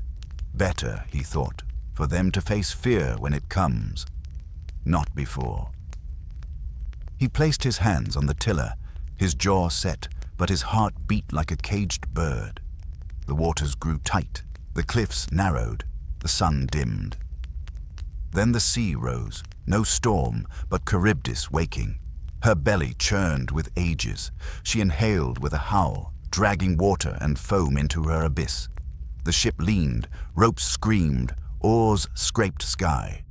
But Odysseus steered wide, and in that wide path, Scylla struck. Without warning, without pity, she darted down from her perch, her necks arched like serpents, jaws snapping like thunder. 6 men, strong, loyal, fated, were plucked from the deck. They screamed, not in cowardice, but in shock, the raw cry of those torn from life mid-breath. They vanished into her mouth like shadows into twilight, and the ship sailed on. No one spoke, not even Odysseus. Their grief was too sudden to name, too sharp to grasp. Later, hours maybe, the sea widened again. The sky brightened as though nothing had happened. But the men knew the salt on their lips wasn't just sea. The silence in their souls wasn't just fear, it was the cost. Odysseus sat at the stern, his back to the wind, staring at the place where water met memory. There had been no victory, only survival, only the path between monsters, the narrow road that every mortal must one day walk. For that is life, is it not? The constant threading of fate. Between the ruin that devours everything and the emptiness that pulls you under. We all steer between Scylla and Charybdis, sacrificing pieces of ourselves to keep moving forward, choosing what we can bear to lose. Odysseus had chosen, and it would haunt him, but it would also carry him home. The sea lay still now, but it was not peace. It was the silence that comes before consequence, a hush not born of grace, but of gods watching. For the ship had come to Thrinacia, the island sacred to Helios, the sun. It shimmered with light unnatural, holy, a place wrapped in warmth but veiled in warning. Tall grasses swayed like golden flames, springs sang from hidden stones, and in the distance they saw them, the cattle of the sun, pure and perfect, grazing as if time had forgotten them. Circe had warned Odysseus, "Do not touch them, do not hunt them, do not eat them. They are the eyes of Helios. His memory walks in their shape, his wrath waits in their blood." Odysseus told his men, again and again. "Swear to me," he said. "Swear on your own lives, you will not harm these beasts." And they did. They swore, oaths spoken with tired tongues, worn by hunger and sea salt. But then the wind died and stayed dead. For days they were stranded. Food dwindled, fish avoided the nets, hunger gnawed at their bellies like rats behind the ribs, and the sun above, so bright, so blinding, glared down with what felt like cruelty. Then one night, while Odysseus wandered inland to pray to the gods, to beg for wind, for mercy, for a sign, the men gathered around a dying fire, and Eurylochus spoke. "Is famine not also death? Shall we fear the wrath of Helios more than the slow murder of our own flesh? Better to die for a full belly than waste away for a silent sky." They agreed. They slaughtered the cattle of the sun. They roasted divine flesh over mortal flames. And as the fat hissed and curled in the fire, a low rumble stirred in the distance. Not thunder, but something deeper, the sound of a god taking notice. Odysseus returned to smoke, to bones, to silence heavy with guilt. "What have you done?" he whispered. The wind returned that night, swift, bitter, and black. They set sail the next morning under a sky that looked like judgment, and judgment came. Helios, radiant with rage, flew to Olympus. He stood before Zeus himself, and the sky god listened. "They have slain what is mine," Helios said. "They have burned my memory, eaten my name. If you do not punish them, I will take the sun to the underworld." And Zeus, who sees all and forgets nothing, nodded once. The sea changed. Clouds clothed the sky in iron. Lightning licked the waves. The wind screamed. The mast shattered like brittle bone. The sails tore as if by claws. One by one, the men were thrown to the sea. Not by mistake, but by sentence. Odysseus clung to driftwood, silent, alone, watching his companions vanish into foam. No prayers could reach them now. No clever words could untangle divine wrath. Because the crime was not hunger, it was forgetfulness. To eat the cattle was to forget the line between mortal and God, need and reverence. Odysseus floated, days perhaps, on the wreckage of his pride. He had survived monsters, storms, betrayal, the dead themselves. But he could not save his crew from themselves, and in their downfall he tasted his own powerlessness. Eventually, the sea softened. A breeze, gentle and strange, carried him to the edge of another story, another shore. But on that island, in that storm, something ended. The war had taken friends. The journey had taken more. But now, the gods themselves had closed their hands around him. The journey would no longer be about return. It would be about atonement. The waves grew calm as if they had remembered something older than wrath. And the sea, exhausted from its punishment, cradled the lone survivor like a mother carrying a wounded child. Odysseus, skin salted and soul thinned, washed ashore upon the island of Ogygia, a place unmarked on maps, untouched by war, unknown even to birds. The horizon there curled in on itself like a secret, and the air was heavy with the scent of immortality. It was not a cruel place, but it was a place where time stood still, and that, in its way, is its own kind of cruelty. For this was the home of Calypso, the nymph whose beauty was not loud, but eternal, like the sea at dawn or a memory that never fades. She found Odysseus tangled in the tide, broken and breathless, and she did not ask questions. She simply took him in. She held him, healed him, and in time, she loved him.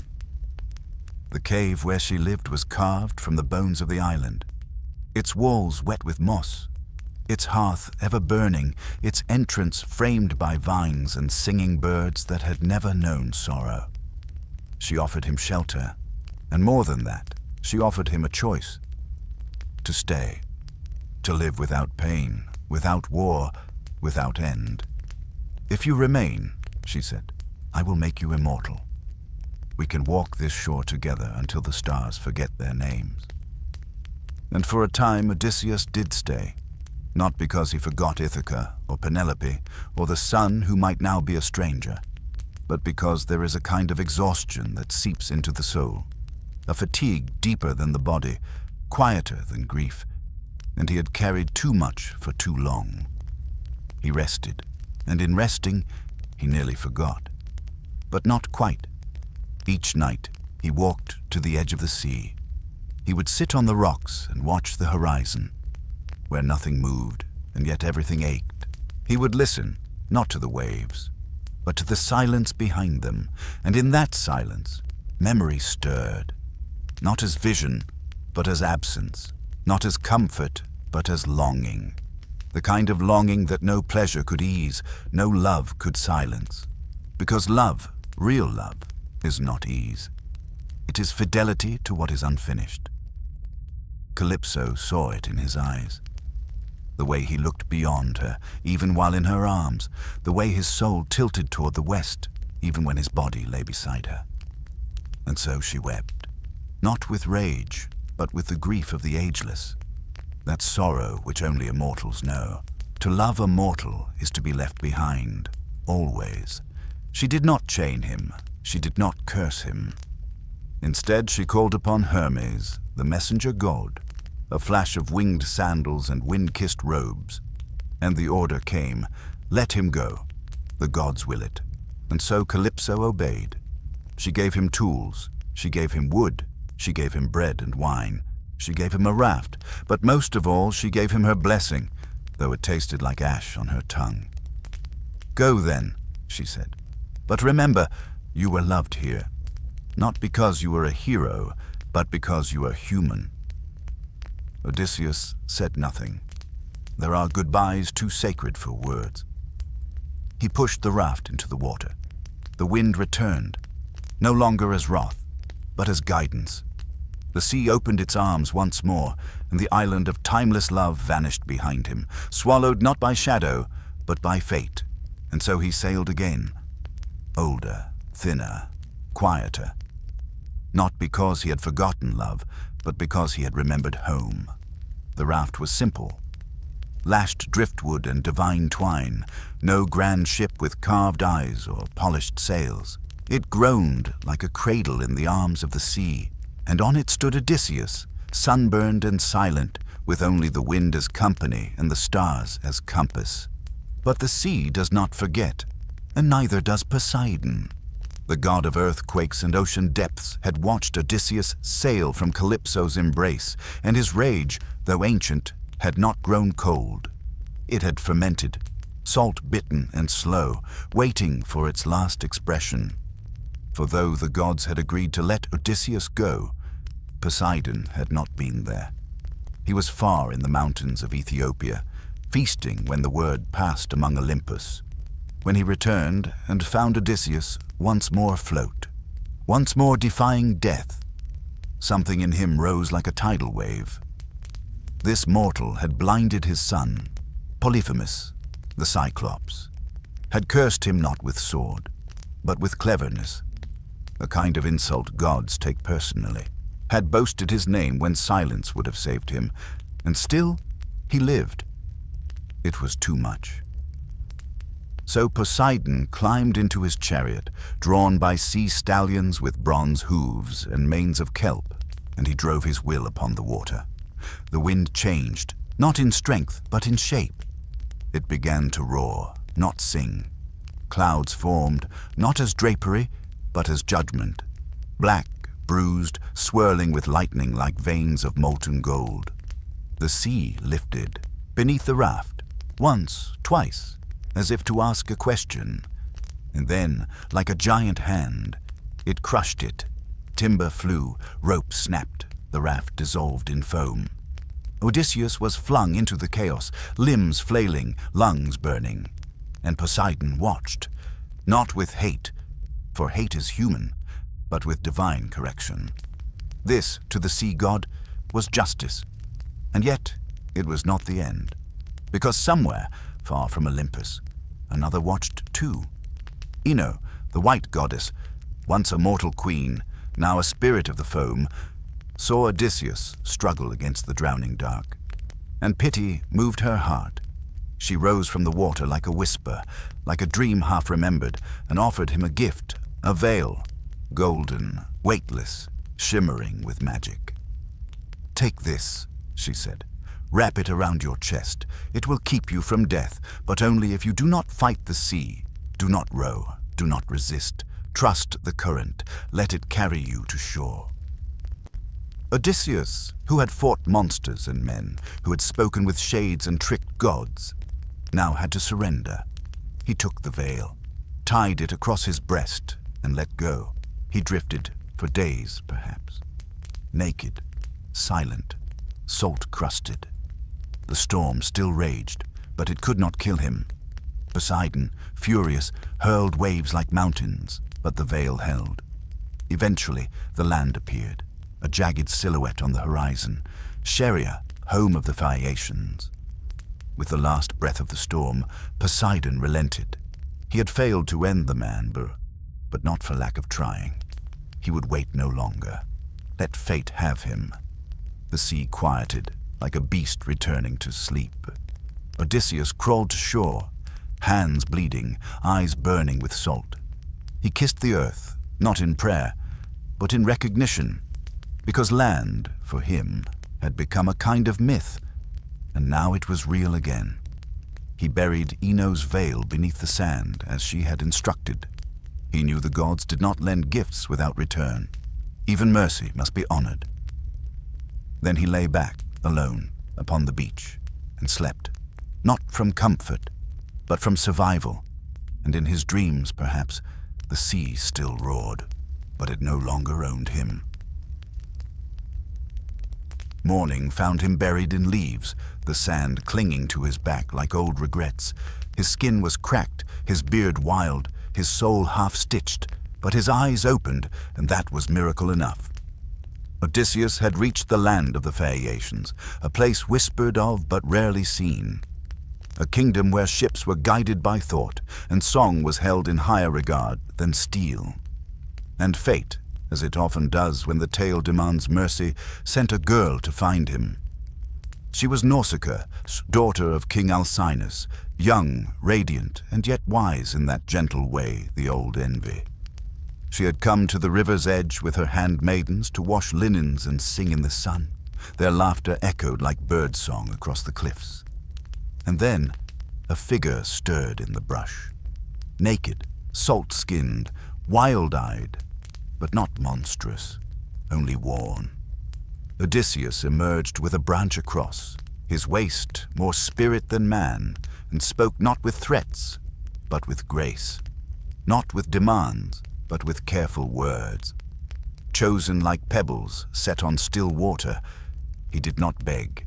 He praised, he flattered, he respected, and Nausicaa, moved not just by his presence, but by some deeper knowing, called no guards. She gave him bread, she offered garments, she told him the path to her father's palace, but bade him walk behind, for scandal has quick feet in royal towns. So he came, not as hero, but as stranger. The palace of Scheria shone like myth. Bronze columns, gardens that curled into the sea, statues of ships with wings. It was as though a dream had decided to become stone. Inside, King Alcinous and Queen Arete sat beneath a sky-lit dome, their robes embroidered with constellations. They welcomed the stranger, gave him food, a bath, a seat among nobles. But still, no name was asked. nor offered, only the promise of a story. For among the Phaeacians it was known, a man's truth is not in what he claims, but in what tale he tells. So they summoned the blind bard Demodocus, who sang of Troy, of wooden horses and burning towers, of warriors whose names stirred ash from old wounds. And Odysseus, quiet, shadowed, sipping wine, began to weep.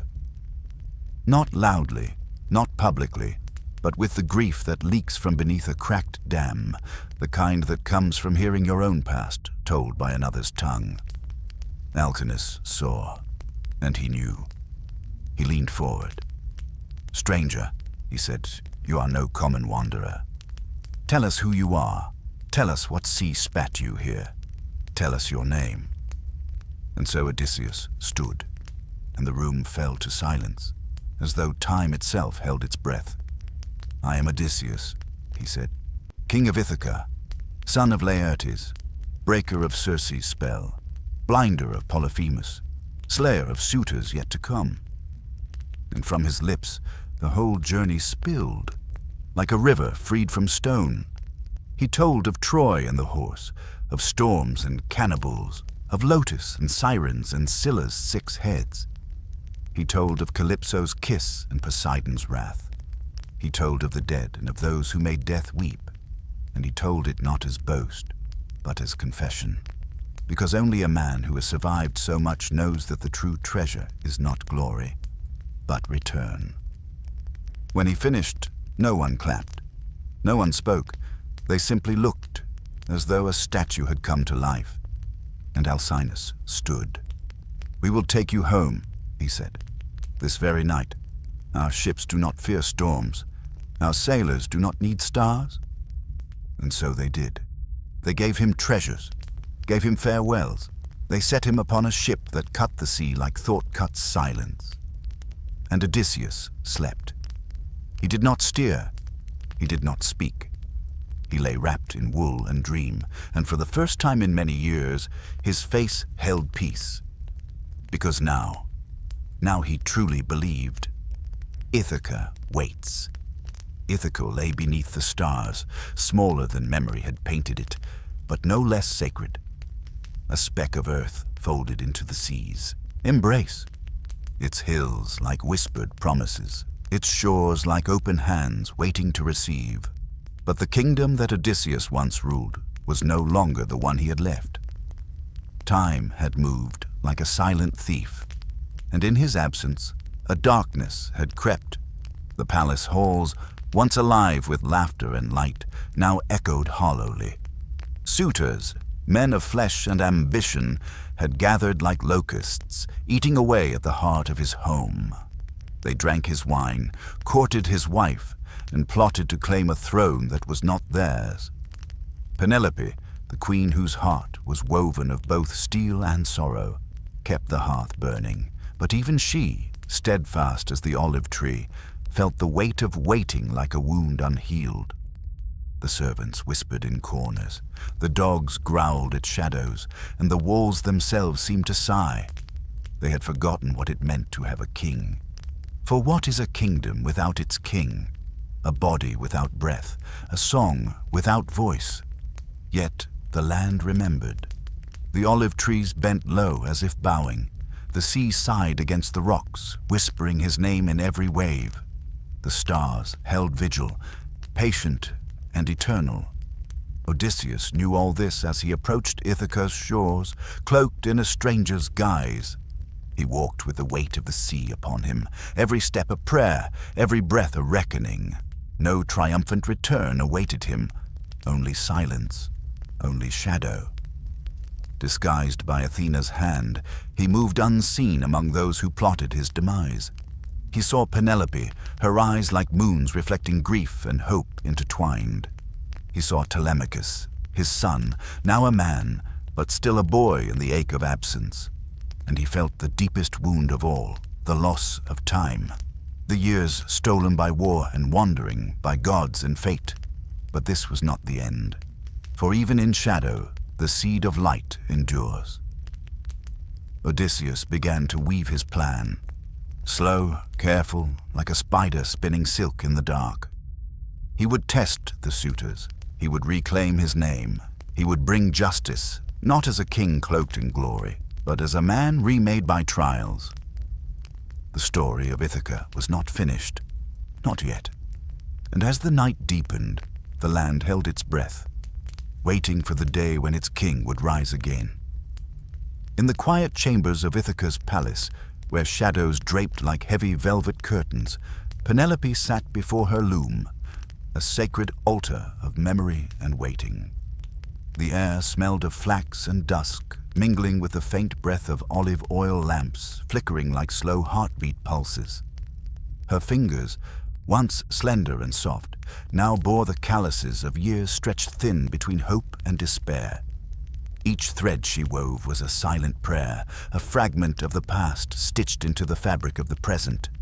By day, she wove intricate patterns of gods and heroes, of battles lost and love unbroken.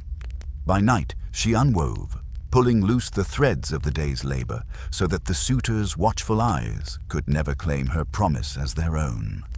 This was her defense, her rebellion against time's cruel tide. The loom was her sanctuary and her battleground. Outside her chamber, the suitors feasted and plotted, their laughter a brittle veneer over the kingdom's slow decay. They saw Penelope as a prize to be won, a shadow to be conquered, unaware that beneath her stillness burned a fire no sword could quench.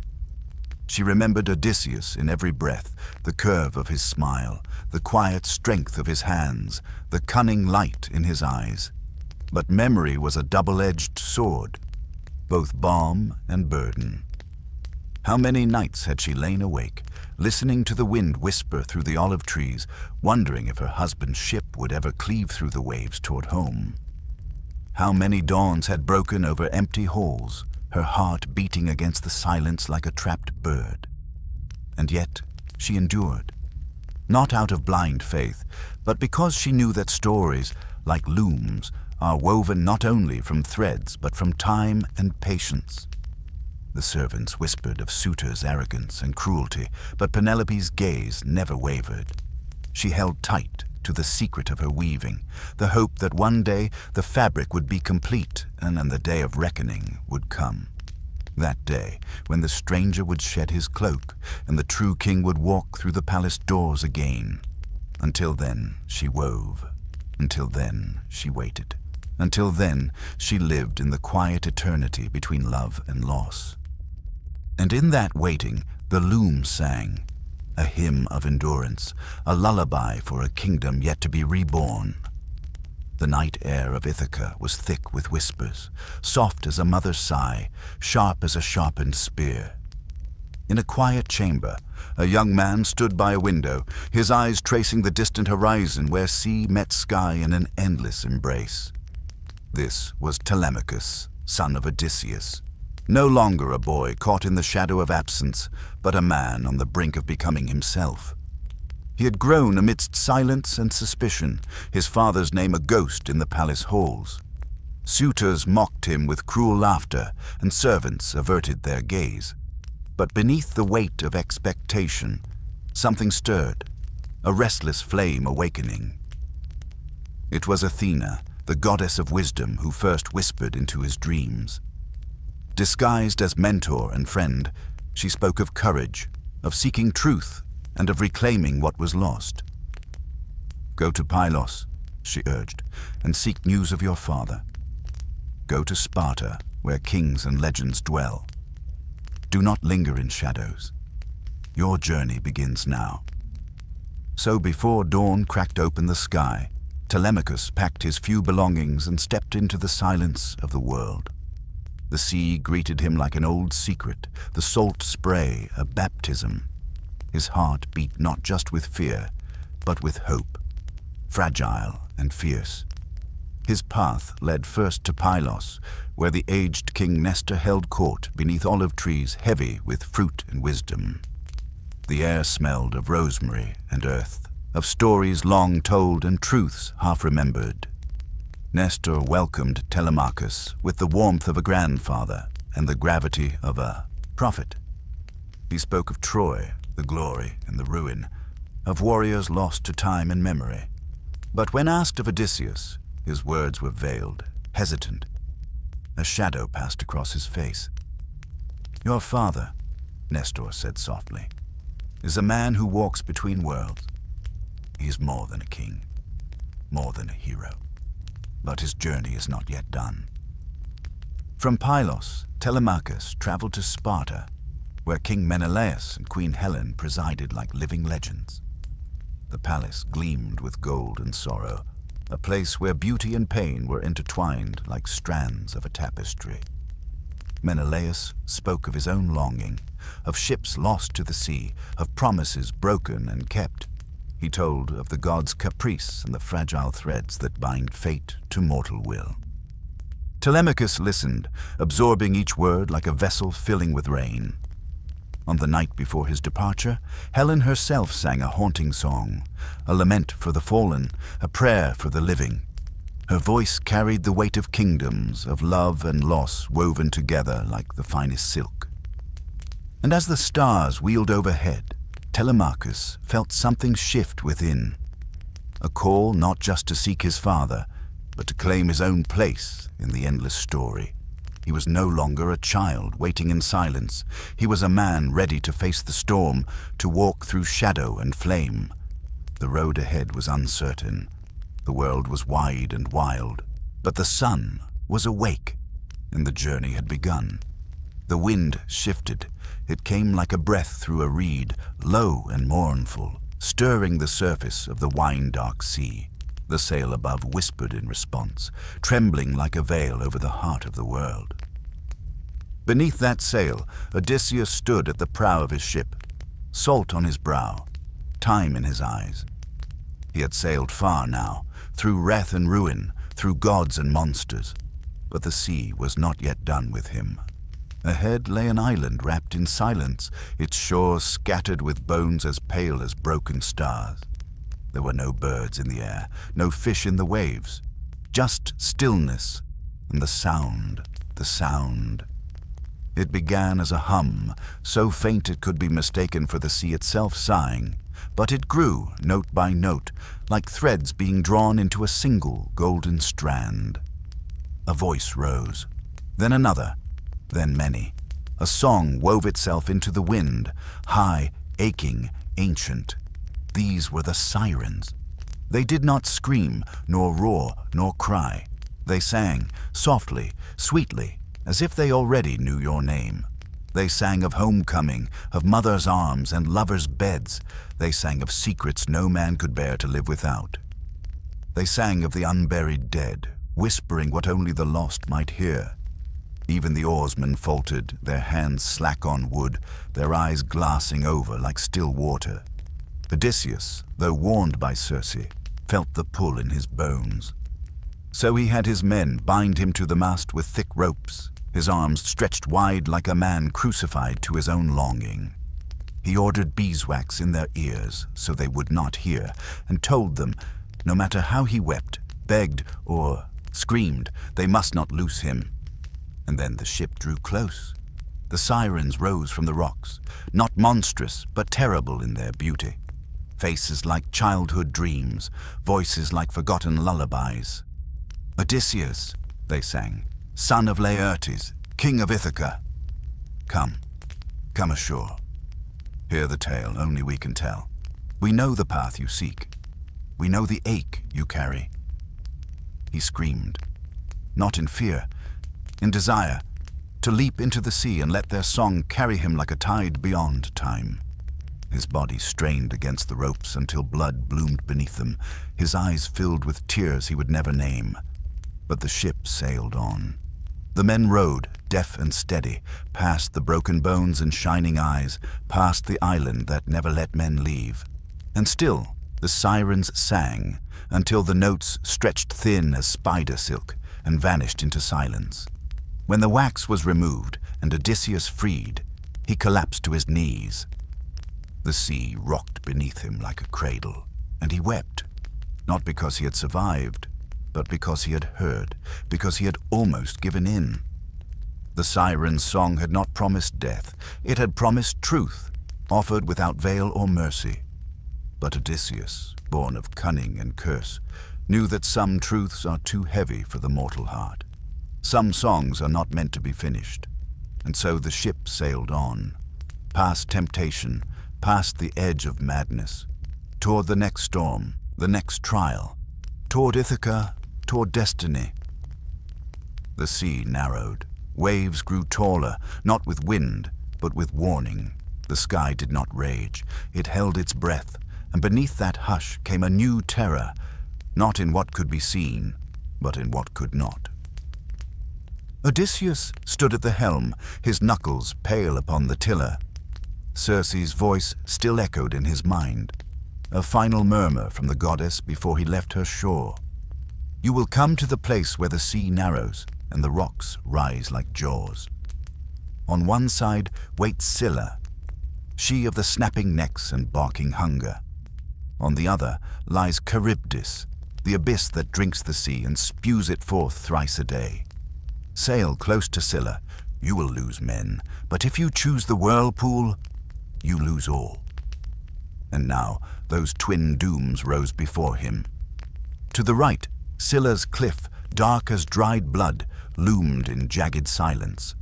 From its hollow clefts came the low growl of unseen hunger, a sound that did not echo, but absorbed.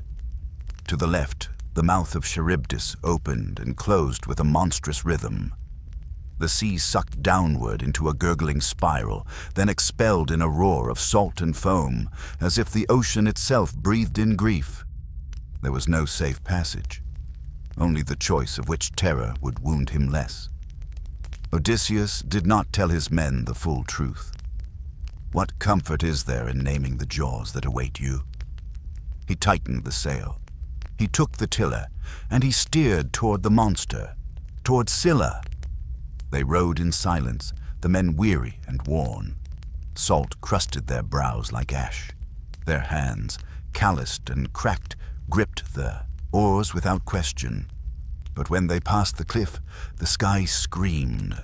6 serpent necks shot from the rock, each bearing a snarling head with rows of gnashing teeth and eyes that gleamed like forged bronze.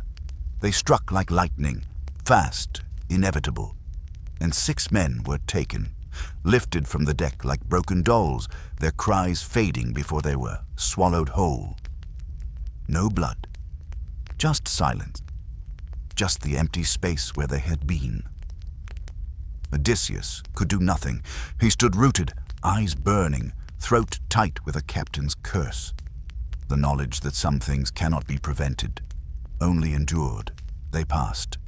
Charybdis roared behind them, the sea churning in a spiral of fury. But they had chosen, and they had survived, at a cost. The ship rocked onward, quieter now, its deck lined with shadows where men had stood moments before, and Odysseus, wise, weary, wounded, understood something new. That not all victories come without grief. That leadership means choosing which pain must be borne. That between monster and abyss, one must still sail forward. And so he did. The sea widened once more, the air softened, but in the silence a question remained, echoing louder than the winds, deeper than the waves. How many must be lost before one may return home? There is a silence that comes not from peace, but from prophecy, the kind of stillness that settles before a curse unfolds, like mist curling over water, like breath held by the world itself. Odysseus and his men came ashore on the island of Thrinacia, where the sacred cattle of the sun god, Helios, grazed in golden herds.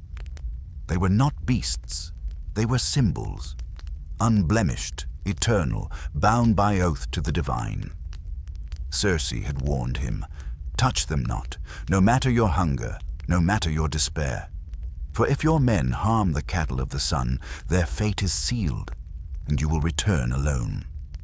So he commanded them solemnly, swear to me, by sea and by sky, by your lives and your children's names, that you will not lay hand nor blade upon these creatures. And they swore.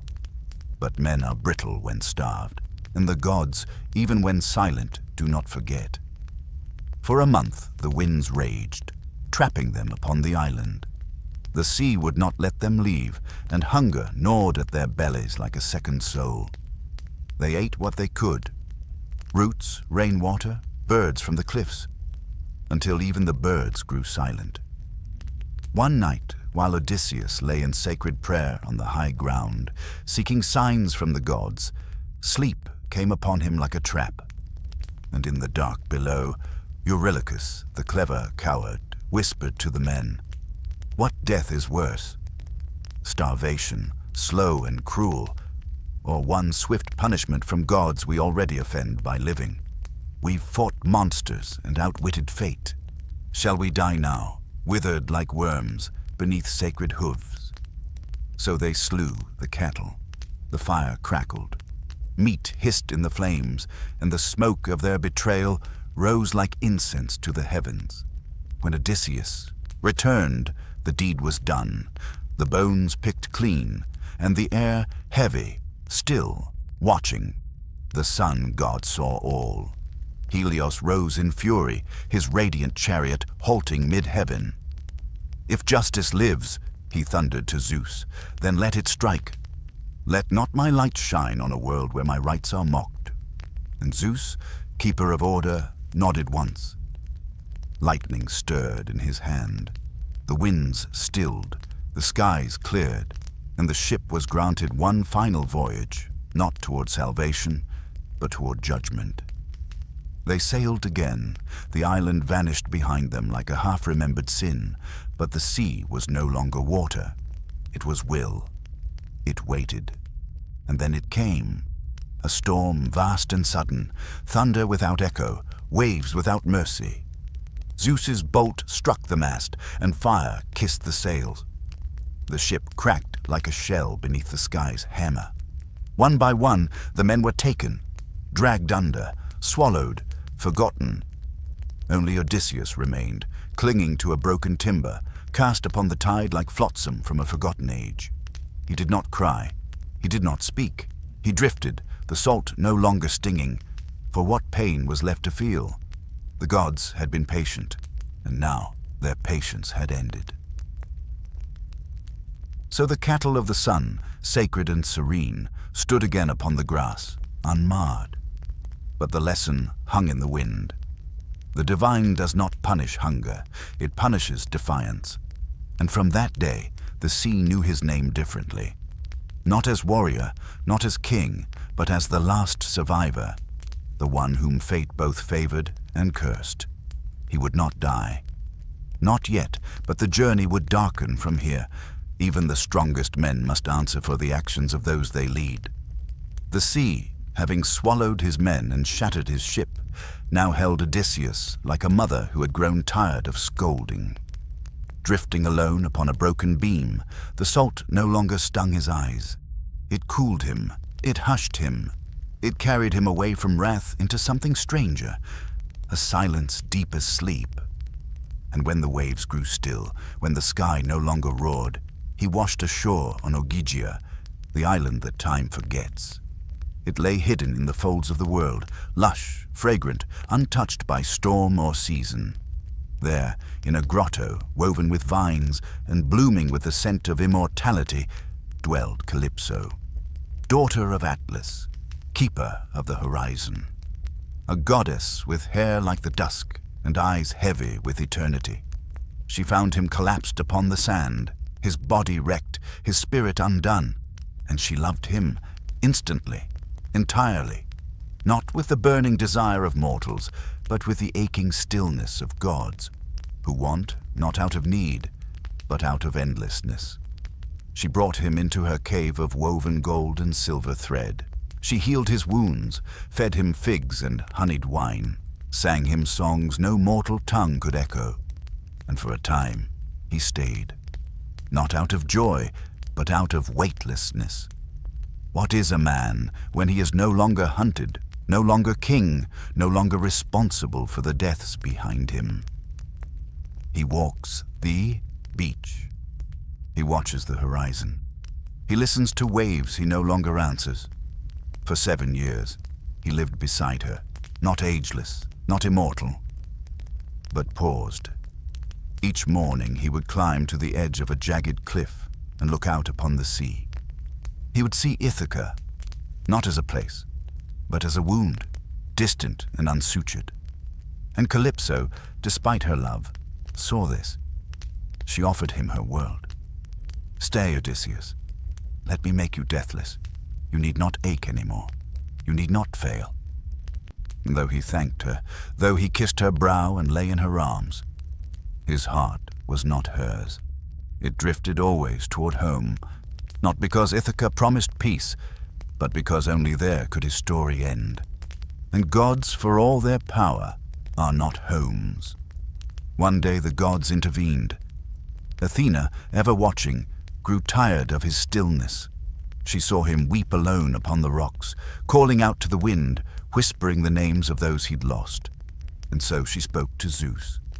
"It is not mercy to cage a man in comfort. Release him." Zeus sent Hermes, swift-footed, bearing the decree, "Let him go, Calypso. His path is not here. The world still waits for him." And Calypso, goddess, lover, jailer, wept, not with fury, but with resignation. She stood beside Odysseus, and her voice trembled. "You will leave me, though I have given you all. I have asked for nothing but your presence. Still you long for your wife, who grows old without you. Still you choose her dust over my dew." And Odysseus, bowing his head, answered not as a king nor a hero, but as a man. "Yes, because she is my thread, and I must follow it home." So Calypso gave him tools, gave him timber, and watched him build a raft upon which his longing could sail. She kissed his brow one last time. "May the gods grant you a quieter fate than they have given you thus far." And he left, not triumphant, but awake.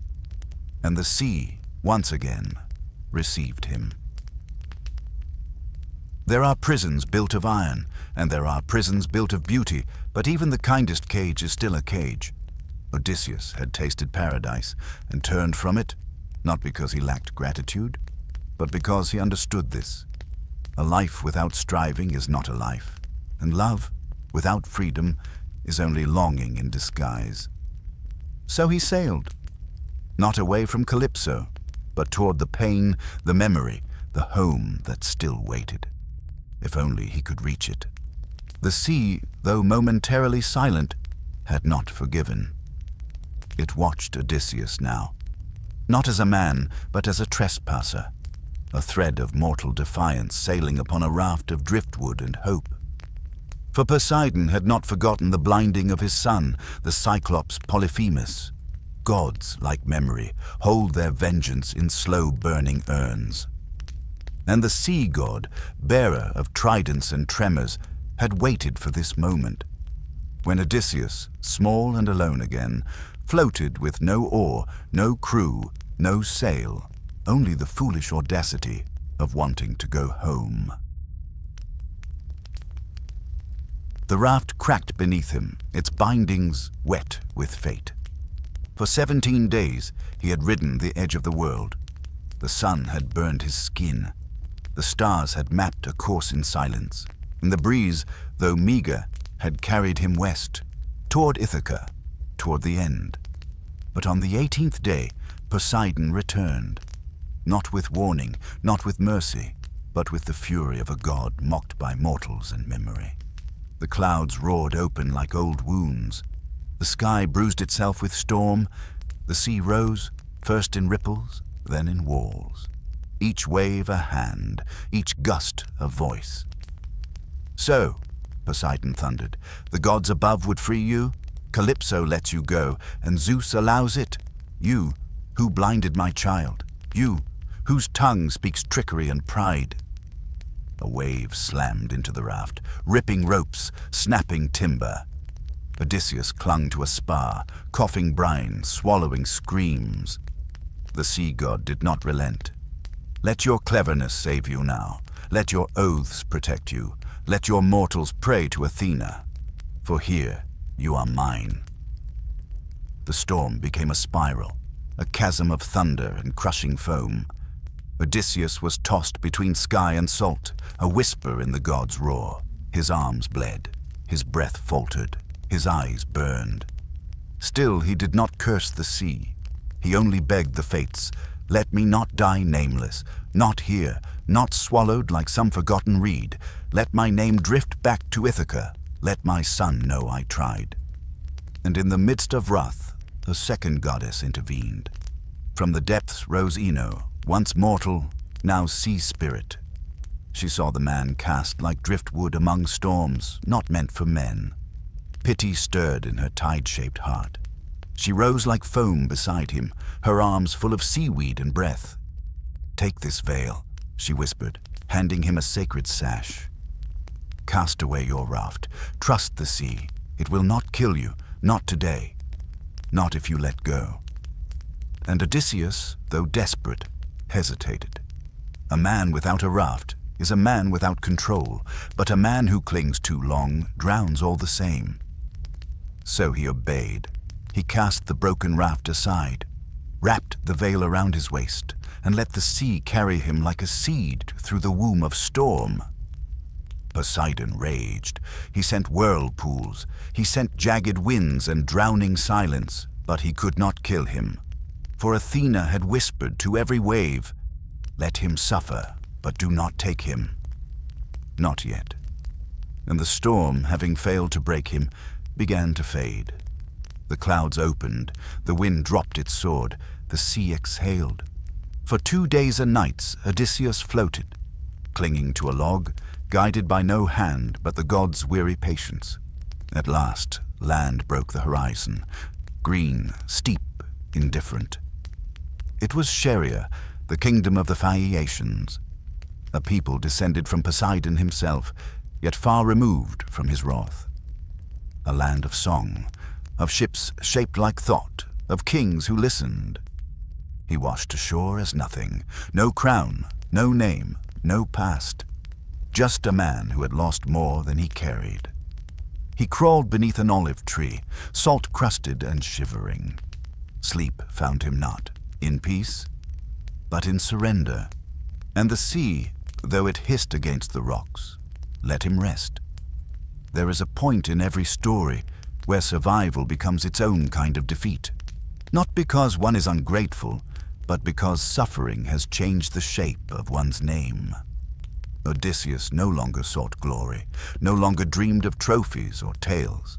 He wanted only to stand once more on Ithacan soil, to feel earth beneath his feet, to see his dog, his wife, his son, to return not as a hero, but as a man who had been broken and rebuilt by time and tide. He was close now. The war was long past. Troy had fallen, the gods had grown weary, and still he walked forward, not by strength, but by the slow, unstoppable pull of home. In the hush that follows great storms, there lies a silence thick with promise, a quiet carved not from absence, but from the breath of those who listen. Odysseus, shattered by sea and sorrow, found such silence beneath the boughs of Scheria. The land was a dream painted in green and gold, where the trees whispered secrets older than kings, and the air held a softness unfamiliar to a man, shaped by war and wandering. Here the Phaeacians dwelled, people touched by Poseidon's blood, yet softened by the grace of humanity. Their ships glided like swans upon the waves, their songs were hymns that tethered earth to sky, and their hearts beat with a rhythm tuned to kindness. But the greatest gift the Phaeacians bore was not their fleet, nor their feasts, but the sacred art of hospitality, an offering ancient as the gods themselves, a space where a stranger could lay down the weight of his past and find refuge. Odysseus, cloak-drenched and spirit-worn, was found by Nausicaa, the princess whose laughter was like the dawn's first light. She saw him not as a hero or a beggar, but as a man made fragile and fierce by suffering. She guided him to her father's court, where the fire burned steady and the wine flowed deep. There, before King Alkinoos and his wise council, Odysseus spoke, not in boasts or battle cries, but in the slow cadence of truth. He told of Troy's fall, of the gods' cruelties, of the years lost to sea and shadow, and the longing that had become his companion. The Phaeacians listened, their eyes reflecting the flicker of flame and the depths of the sea. For in his story they heard their own journeys, the fragile balance of hope and despair, the eternal dance between exile and homecoming. Moved by his tale, King Alkinoos vowed to grant Odysseus passage home, a gift wrapped in ships swift as falcons and crews skilled beyond imagining, a final blessing from mortals who knew the cost of wanderlust and the sanctity of return. Yet even as the promise of home stirred in Odysseus's heart, there was a stillness beneath it, a silence born of knowing that no gift, no ship, could undo the years or the wounds carved deep by fate. As the Phaeacian fleet set sail, Odysseus stood at the prow, feeling the sea's breath upon his face. Not as an enemy, but as a long-lost friend. The journey ahead was short by distance, but vast by memory and meaning. For every wave that carried him closer to Ithaca also whispered of what had been lost and what might never be reclaimed. Here, in this sacred pause, the story reveals a truth older than Troy itself. Home is not merely a place, but a fragile tapestry of memory, identity, and grace. And the hands that weave it are both mortal and divine. As the Phaeacians' ships cut through the sea, they carried not just a man, but the final gift of mortals to a weary hero, the chance to finish the story he had begun. The horizon blurred with the promise of land. At last, after storms and shadows, after God's wrath and mortal endurance, Ithaca appeared. Not as a dream, but as a weathered truth. A place both known and strange, where time folded like the waves against the shore, and silence held the weight of years unspoken. Odysseus's heart quickened beneath the salt and sun. He was no longer the man who had left. The battles and wanderings had shaped him, broken him, reshaped him again. The soil beneath those distant hills would greet a stranger, a king returned to a kingdom fractured by absence. But Ithaca was no longer the place he remembered. Its olive groves whispered secrets, its hearths burned low with waiting, and within its walls the shadows of silence stretched long. In the palace, his faithful dog, Argos, lay in stillness, once vibrant, now aged and worn, his eyes heavy with the weight of years without his master. Argos, the silent watcher who had waited in the quiet corners of a kingdom's sorrow. And Penelope, the queen, wove her tapestry of waiting, her heart bound to hope and doubt intertwined. She moved through the days like a ghost, guarded by faith and the sharp sting of loneliness. Around her, the suitors gathered, men cloaked in arrogance and hunger, devouring the land and the queen's grace. They feasted on the king's absence, their laughter loud, their shadows long. Yet in this time of stillness and unrest, the gods watched. Athena, guardian and guide, whose gaze was sharp as the hawk's flight, ready to stir the winds that would shape fate once more. Odysseus came ashore disguised, a wanderer among his own, learning the broken rhythms of home, feeling the pulse of a land waiting for its story to be reclaimed.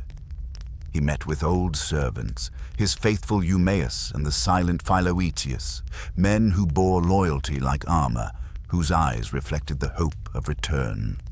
And there, in the quiet spaces between breath and shadow, Odysseus prepared for what must come. Not just a reclaiming of land, but a reckoning of hearts and history. For the tale of Ithaca was not merely of walls and fields, but of memory, identity, and the fragile thread of justice. The suitors, unknowing, danced on the edge of ruin, while the silent watchers waited. The dog who would rise one last time, the queen who would test the soul of her king, and the god who would weave the final strands of destiny. In this slow unfolding, the story turns, from wandering to return, from loss to reckoning, from shadow to the sharp light of homecoming. And so, beneath the ancient olive trees, Odysseus's journey neared its close, not with thunder or blaze, but with the quiet breath of a tale whispered through the ages.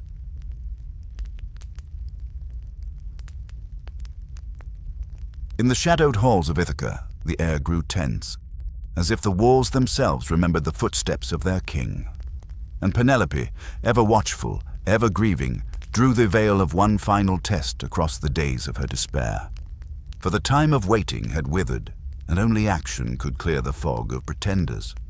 The queen, wise beyond grief, announced a contest, not of words, nor of wealth, but of strength, memory, and sacred precision, to string the bow of Odysseus, and with it send an arrow clean through 12 axe heads.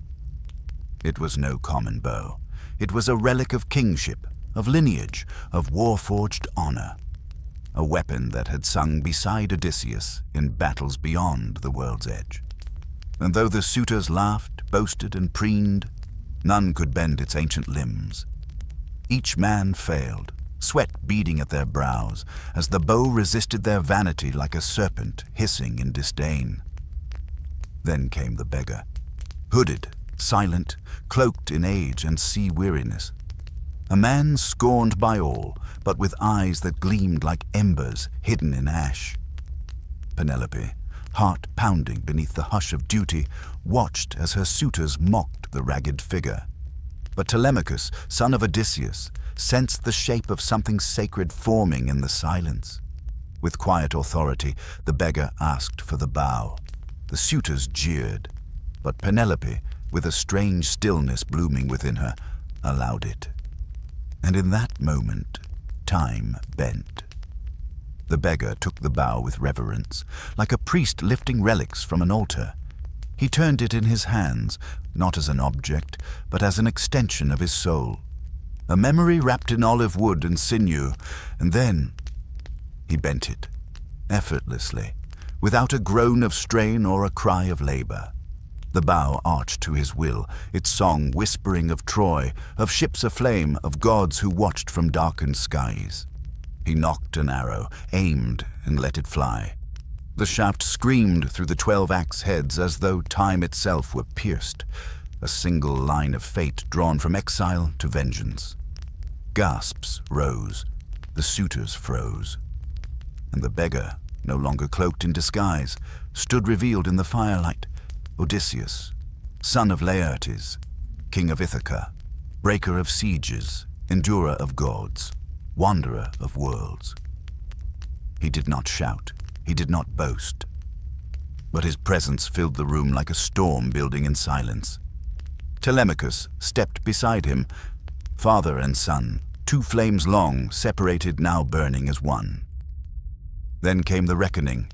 Arrows flew like divine justice, each one a sentence long delayed.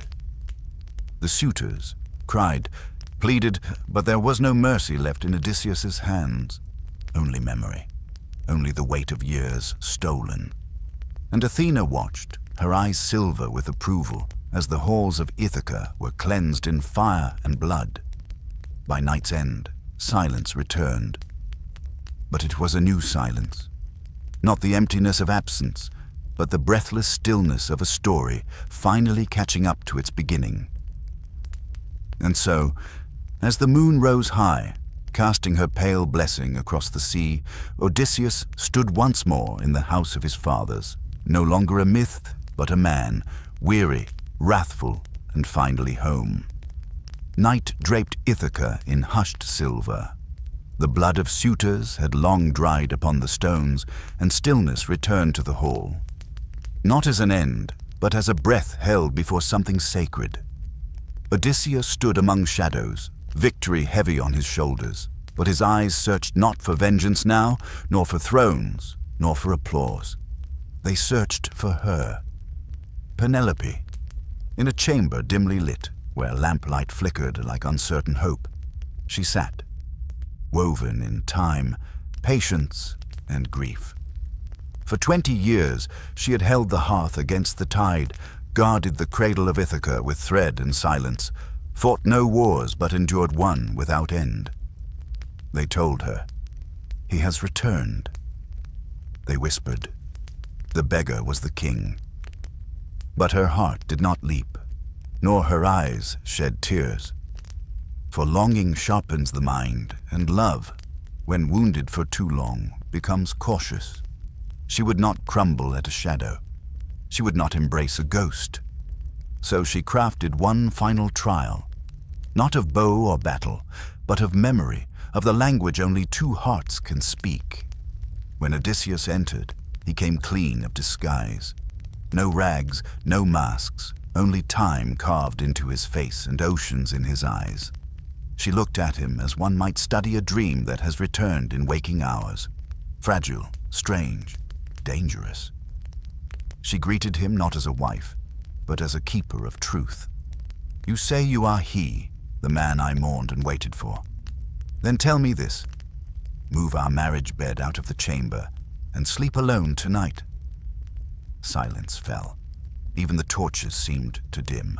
Odysseus did not move, did not breathe. Then he spoke, not with fury, but with a tremble of pain wrapped in memory. No one can move that bed." His voice, hoarse, burned like dawn breaking through storm. "I carved it myself, an olive tree, still rooted in the earth. I built our chamber around it. Its roots hold the ground, its heart holds our vows." Penelope's breath caught, not because he answered, but because only her Odysseus knew the truth buried in that bed of living wood. She dropped the veil of her test. Tears rushed like spring rivers after years of drought. Her arms, once folded in distance, opened, and she flew to him.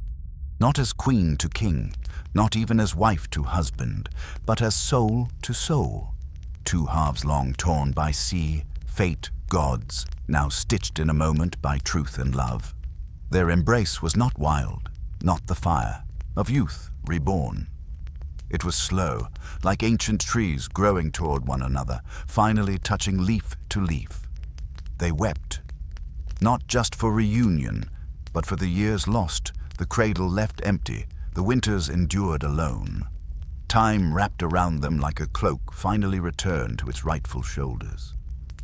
And in that chamber, lit by lamplight and love, Ithaca exhaled. The story, at last, had returned to its center.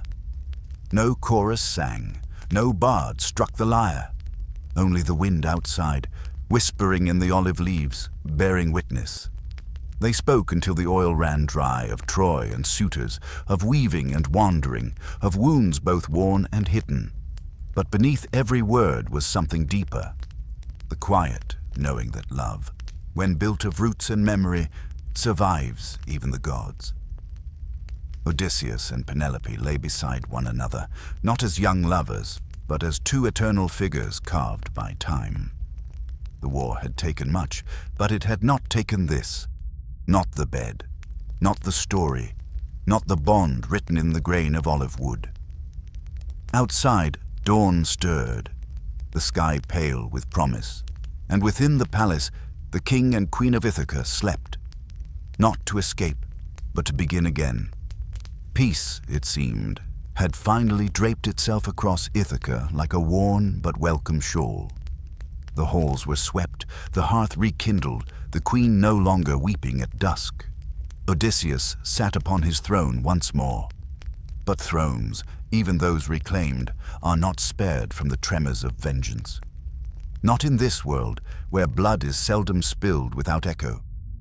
The suitors, now corpses on the cold floor, had fathers, brothers, sons, and these men stirred not with grief alone, but with fury sharpened by pride, by lineage, by the howl of honor unavenged. They gathered in the fields beneath Ithaca's hills, cloaked in dark leather, faces twisted with the pain of having lost sons to a king returned as a killer. "Odysseus," they spat, "has come not as a ruler, but a butcher." They raised their weapons not against a man, but against the storm that had claimed their future. And so, the shadow of war, small now, but no less ominous, returned to the soil of Ithaca. Odysseus knew. He felt it in the air, like thunder just beyond the cliffs. Even the birds flew differently, low and fast, as if the sky itself had grown afraid. He turned to his father, Laertes, old and bent, but once a warrior who had walked among heroes. "Laertes," he said, "I fear the blood I've spilled has left the soil thirsty." But Laertes only nodded. He understood, perhaps more than Odysseus did, that men do not grieve in silence. They gather. So the old king rose once more, donned his sword with trembling hands, and walked beside his son into the last chapter of blood. On the fields near the olive groves, the two sides met, those loyal to Odysseus and those who cried for justice in the names of the dead. And among them came Eupeithes, father of Antinous, the most arrogant of the slain suitors. His armor gleamed, but it was the gleam of grief, of a man who had buried his pride with the bones of his son. "King of Ithaca," Eupeithes bellowed, "you have turned our island into a graveyard. Your homecoming was painted not in joy, but in entrails. Now feel the consequence," he charged. Odysseus did not falter. He had seen the face of gods, had stared into the maw of Scylla, had clung to driftwood after storms. This was but the last fire of a dying war. Their blades met with a cry that echoed beyond stone and soil. Steel rang like bells of judgment, and before the sun reached its peak, Eupeithes fell, cut down by the very man he had sought to avenge his son upon. And in that moment the earth held its breath. The men behind Eupeithes staggered, their will undone. Odysseus stood over the body, blood on his blade, grief in his eyes. Not triumph, never triumph, just the weight of another life lost to the ever-turning wheel of war. But just as another clash seemed inevitable, a voice, soft yet terrifying, parted the sky. Athena descended, not in armor, but in radiant calm. She stood between the factions, her spear untouched, her gaze burning with divine resolve. "Enough," she said, and the world stilled. "Odysseus has paid his price. The suitor's blood was justice, not massacre, and now, if more blood is spilled, it shall drown all of Ithaca." The men fell to their knees. Even Laertes, his sword still dripping, bowed his head. The goddess turned to the field, and with a wave of her hand, the memories of wrath faded, not erased, but softened, like carving on stone, washed gently by years of rain. Later, under the olive trees, Odysseus stood with his father once more. "I thought peace would be simple," he said. "I thought once the bow was strung, once the hearth was lit, the war would end." Laertes smiled, faintly. "No peace is born clean. Even the gods bled when the world was made." Odysseus looked up, watching a hawk circle in the sky. Athena's sign, perhaps, or just a reminder that all things pass, even vengeance. The fields would bloom again. Children would forget the names of the dead, and Ithaca would heal slowly, like old wood. But Odysseus would carry them all. The suitors, their fathers, the war beyond the sea, and the one still whispering in his bones. And then there was quiet. Not the quiet of death, but the kind that comes after long weeping, after storms have shouted themselves hoarse, when the sea forgets its anger and resumes its ancient breathing. Ithaca stood still. Its olive trees no longer trembled under the shadow of vengeance. Its shepherds returned to hills, green with forgiveness, and its fields, long trampled by the boots of anger, once more bore the weight of wheat and fig, not spear and grief. This was not victory, not entirely, but it was the beginning of something older than war, restoration. The gods, too, withdrew from the stage, for they had seen enough. Athena, the grey-eyed protector, stood above the citadel of Ithaca once more, not in the form of wind nor in the whisper of owls, but in radiant form, barefoot upon the marble, her shield resting at her side like a memory she no longer needed to raise. She watched Odysseus from afar, watched him sit upon the same stone steps where Telemachus once waited for his return, where Penelope had stared into the sea as though it might return her husband if she just held her breath long enough. Now the three sat side by side, father, mother, son.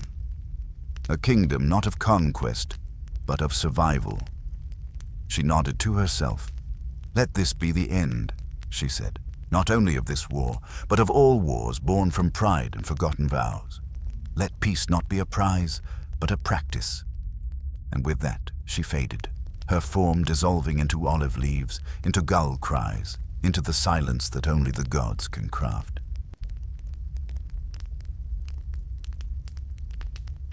In the weeks that followed, Ithaca was a land of rebuilding, but also of relearning. Telemachus, no longer a boy waiting in the shadows, now walked the harbors like a man born to lead. He helped repair the homes of the families whose sons had fallen in the suitors' halls, gathered fishermen in council, and spoke not of glory, but of balance. He had seen what grief did to noble men, had watched his father kill, watched his mother wither, watched honor twist into exile. So when he spoke now, his voice bore the weight of memory, but also of mercy. And Penelope, once the most patient woman in Greece, became its most wise. She no longer waited. She governed with parchment and spindle, with sharp wit and slow words. It was she who rewrote the laws of Ithaca, declaring that no man shall claim another's roof without consent, that no guest may turn to threat, that women shall bear equal voice in council as they had in silence for generations. And the people listened, for they had seen her strength in stillness, and now saw her fire in speech.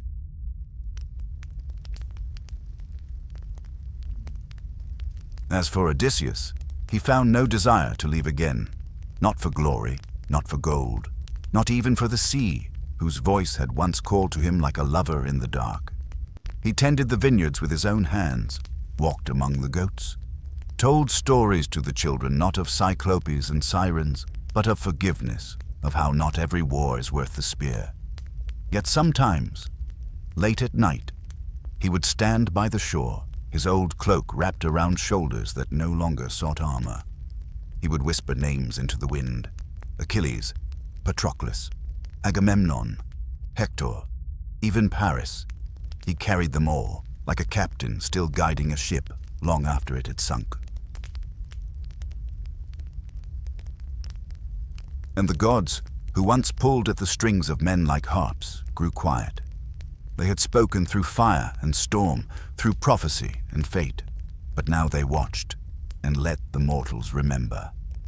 They watched as Ithaca healed, watched as war, songs faded into lullabies, watched as the scars of Troy became myths, then echoes, then silence. Perhaps that is the final mercy of the divine, not the saving, but the leaving. One night, many years later, an old man walked alone beneath the moonlight, his beard white now, his gait slow but steady. He paused beneath the olive tree where Athena had once appeared, and knelt, not to pray, not to weep, but simply to thank. For the return, he whispered, for the journey, for the peace that outlived the blade. And above him, the stars blinked in answer, not words, but light, not promises, but presence. Thus ended the long arc of the war that began with a golden apple, a war that wove gods and men into one tapestry of pain and wonder, a war that scattered suns across foreign sands and made legends out of longing. But even legends must sleep, and so must we. Close your eyes now. Let the sea be quiet. Let the arrows sleep in their quivers. Let Helen finally look in the mirror without blame. Let Achilles rest beside Patroclus, and let Odysseus sleep at last in his own bed, no longer dreaming of salt and blood. And now only the wind remembers, not the words carved in marble, not the ink spilled by poets, but the wind, soft and wordless, curling through ruins where once the gods walked among men. Troy is ash. Ithaca, a dream reborn. The war, its fire and fury, has long since fallen into story. Yet from that fire rose something strange and sacred. Memory. Not as it was, bloody and raw, but as it would be remembered. As myth. Some say it was Homer who first sang it whole, binding fractured truths into a single braid of rhythm. Others say the story was always there, in the bones of the earth, in the silence after battle, waiting for a voice to awaken it. But whoever gave the tale its form, its music, its ache? They did not invent it, they listened. They walked among fallen walls, touched shattered shields, heard widows murmuring names into the dust, and gathered the fragments of sorrow until they glowed like embers in a dying fire. Because that is what myth is, not lie, but memory softened by time, not record, but reflection. Troy became more than a city. It became a question. How far will men go for pride, for love, for vengeance masked as virtue? Achilles became more than a warrior. He became a symbol of wrath that consumes even the strongest, of friendship too sacred for death to sever. Helen became more than a woman. She became the face we blame when we cannot face our own hunger for conquest. Odysseus, the wanderer, the trickster, the survivor. He became the map inside all of us, etched with storms and longing, with the ache to return to something that may no longer exist.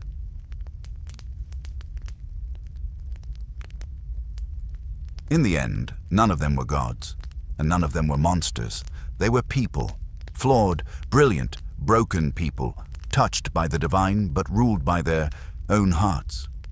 And still, the gods withdrew. They had never been creators of fate, only mirrors. Aphrodite did not make Paris choose beauty. She only rewarded the choice he had already made. Apollo did not strike down Patroclus for arrogance. He simply watched what arrogance always does. And Zeus, for all his thunder, remained silent at the war's end. Even the gods could not mend what men had shattered. So the story passed from tongue to tongue, not to teach, but to remember. Mothers told it to their sons, not as glory, but as warning. Lovers whispered it under starlight, naming each other Helen and Paris, as though beauty and ruin were the same thing. And poets, those strange and haunted keepers of memory.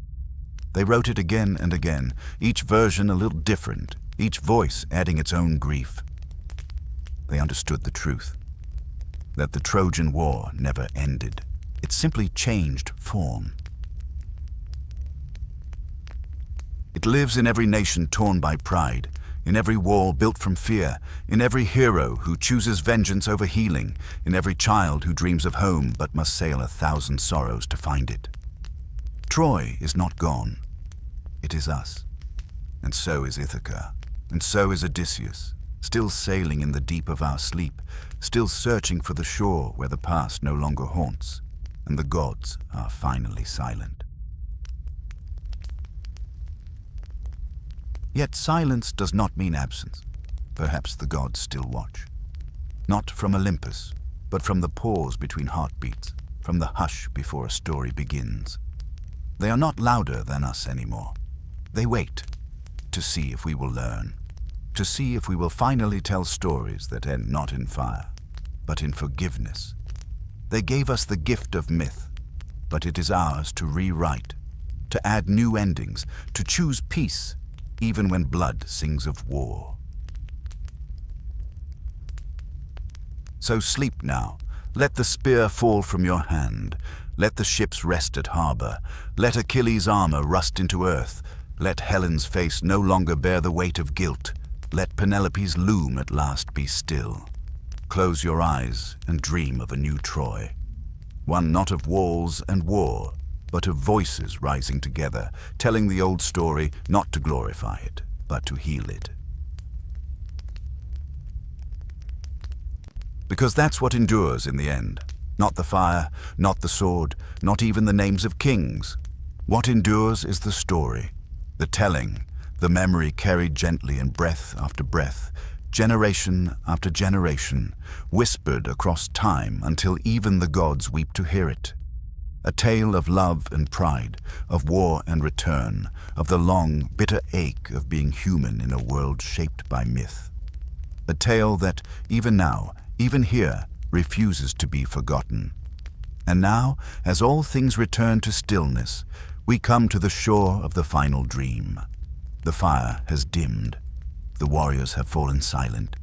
The gods have drifted back into their hidden halls, and the tale, the long, winding tale of wrath and wonder, lies folded in shadow like a cloak at dusk. We end not in triumph, nor in despair, but in the hush that follows every great telling. This is the lullaby of Troy. There is something sacred in endings. In the moment when a harp's last string quivers into silence, when the final arrow arcs skyward and never returns, when the names once chiseled in marble fade back into wind and stone. And yet, it is in this silence that the meaning begins. The Trojan War, for all its blood and glory, was never just about kings and gods. It was about us, about what lives in the corners of the human soul, where loyalty and ambition wrestle, where longing burns hotter than wisdom, where grief leaves its fingerprints on everything we touch.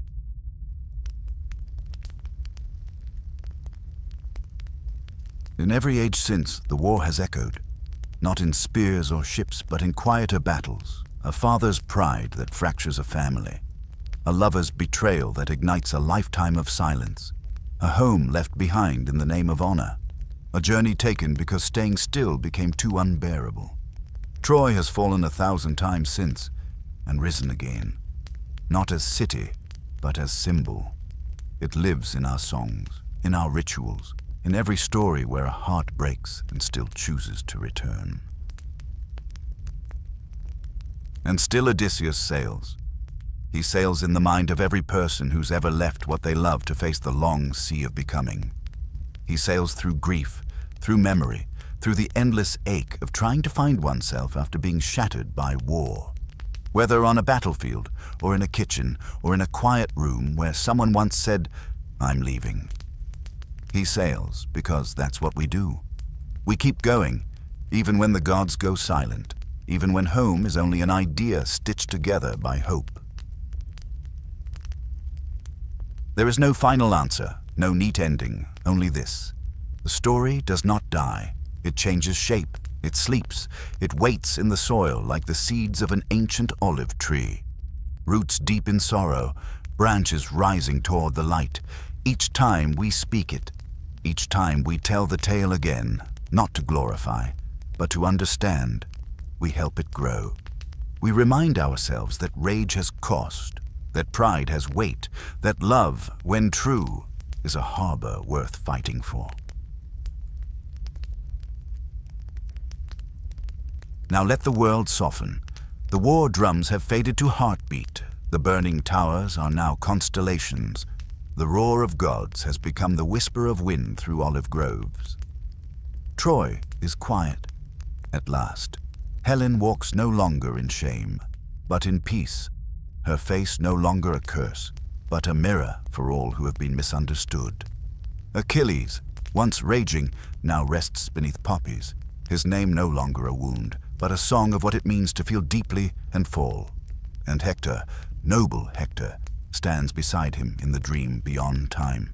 No longer enemy, but brother.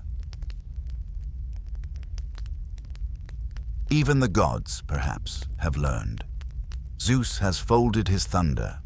Athena, weary of war, writes poems in the language of stars. And Aphrodite, no longer playing hearts like lyres, weeps quietly at the cost of beauty unearned. They know what we now know, that the greatest wars are not won, but remembered, and that the stories we tell shape the world we make. So sleep now, dear listener. Let your breath become the tide. Let your heart return to harbor. Let every ruin become a garden. You have walked the plains of Ilium. You have sailed beside heroes and ghosts. You have seen love rise and kingdoms fall, and still you are here. That is the true myth. Not that the war happened, but that we endure it, that we listen, that we remember, that we dare to tell the tale even when our own lives are stitched with quiet grief. And if someday you find yourself standing at the edge of a decision, between pride and peace, between vengeance and understanding, remember Troy. Remember the burning towers. Remember the 1,000 ships, and choose not the path of glory, but the path that brings you home. Because that is the final lullaby, not the clash of sword and spear, but the soft voice that says, "You are not lost. You are not alone. There is still time to return."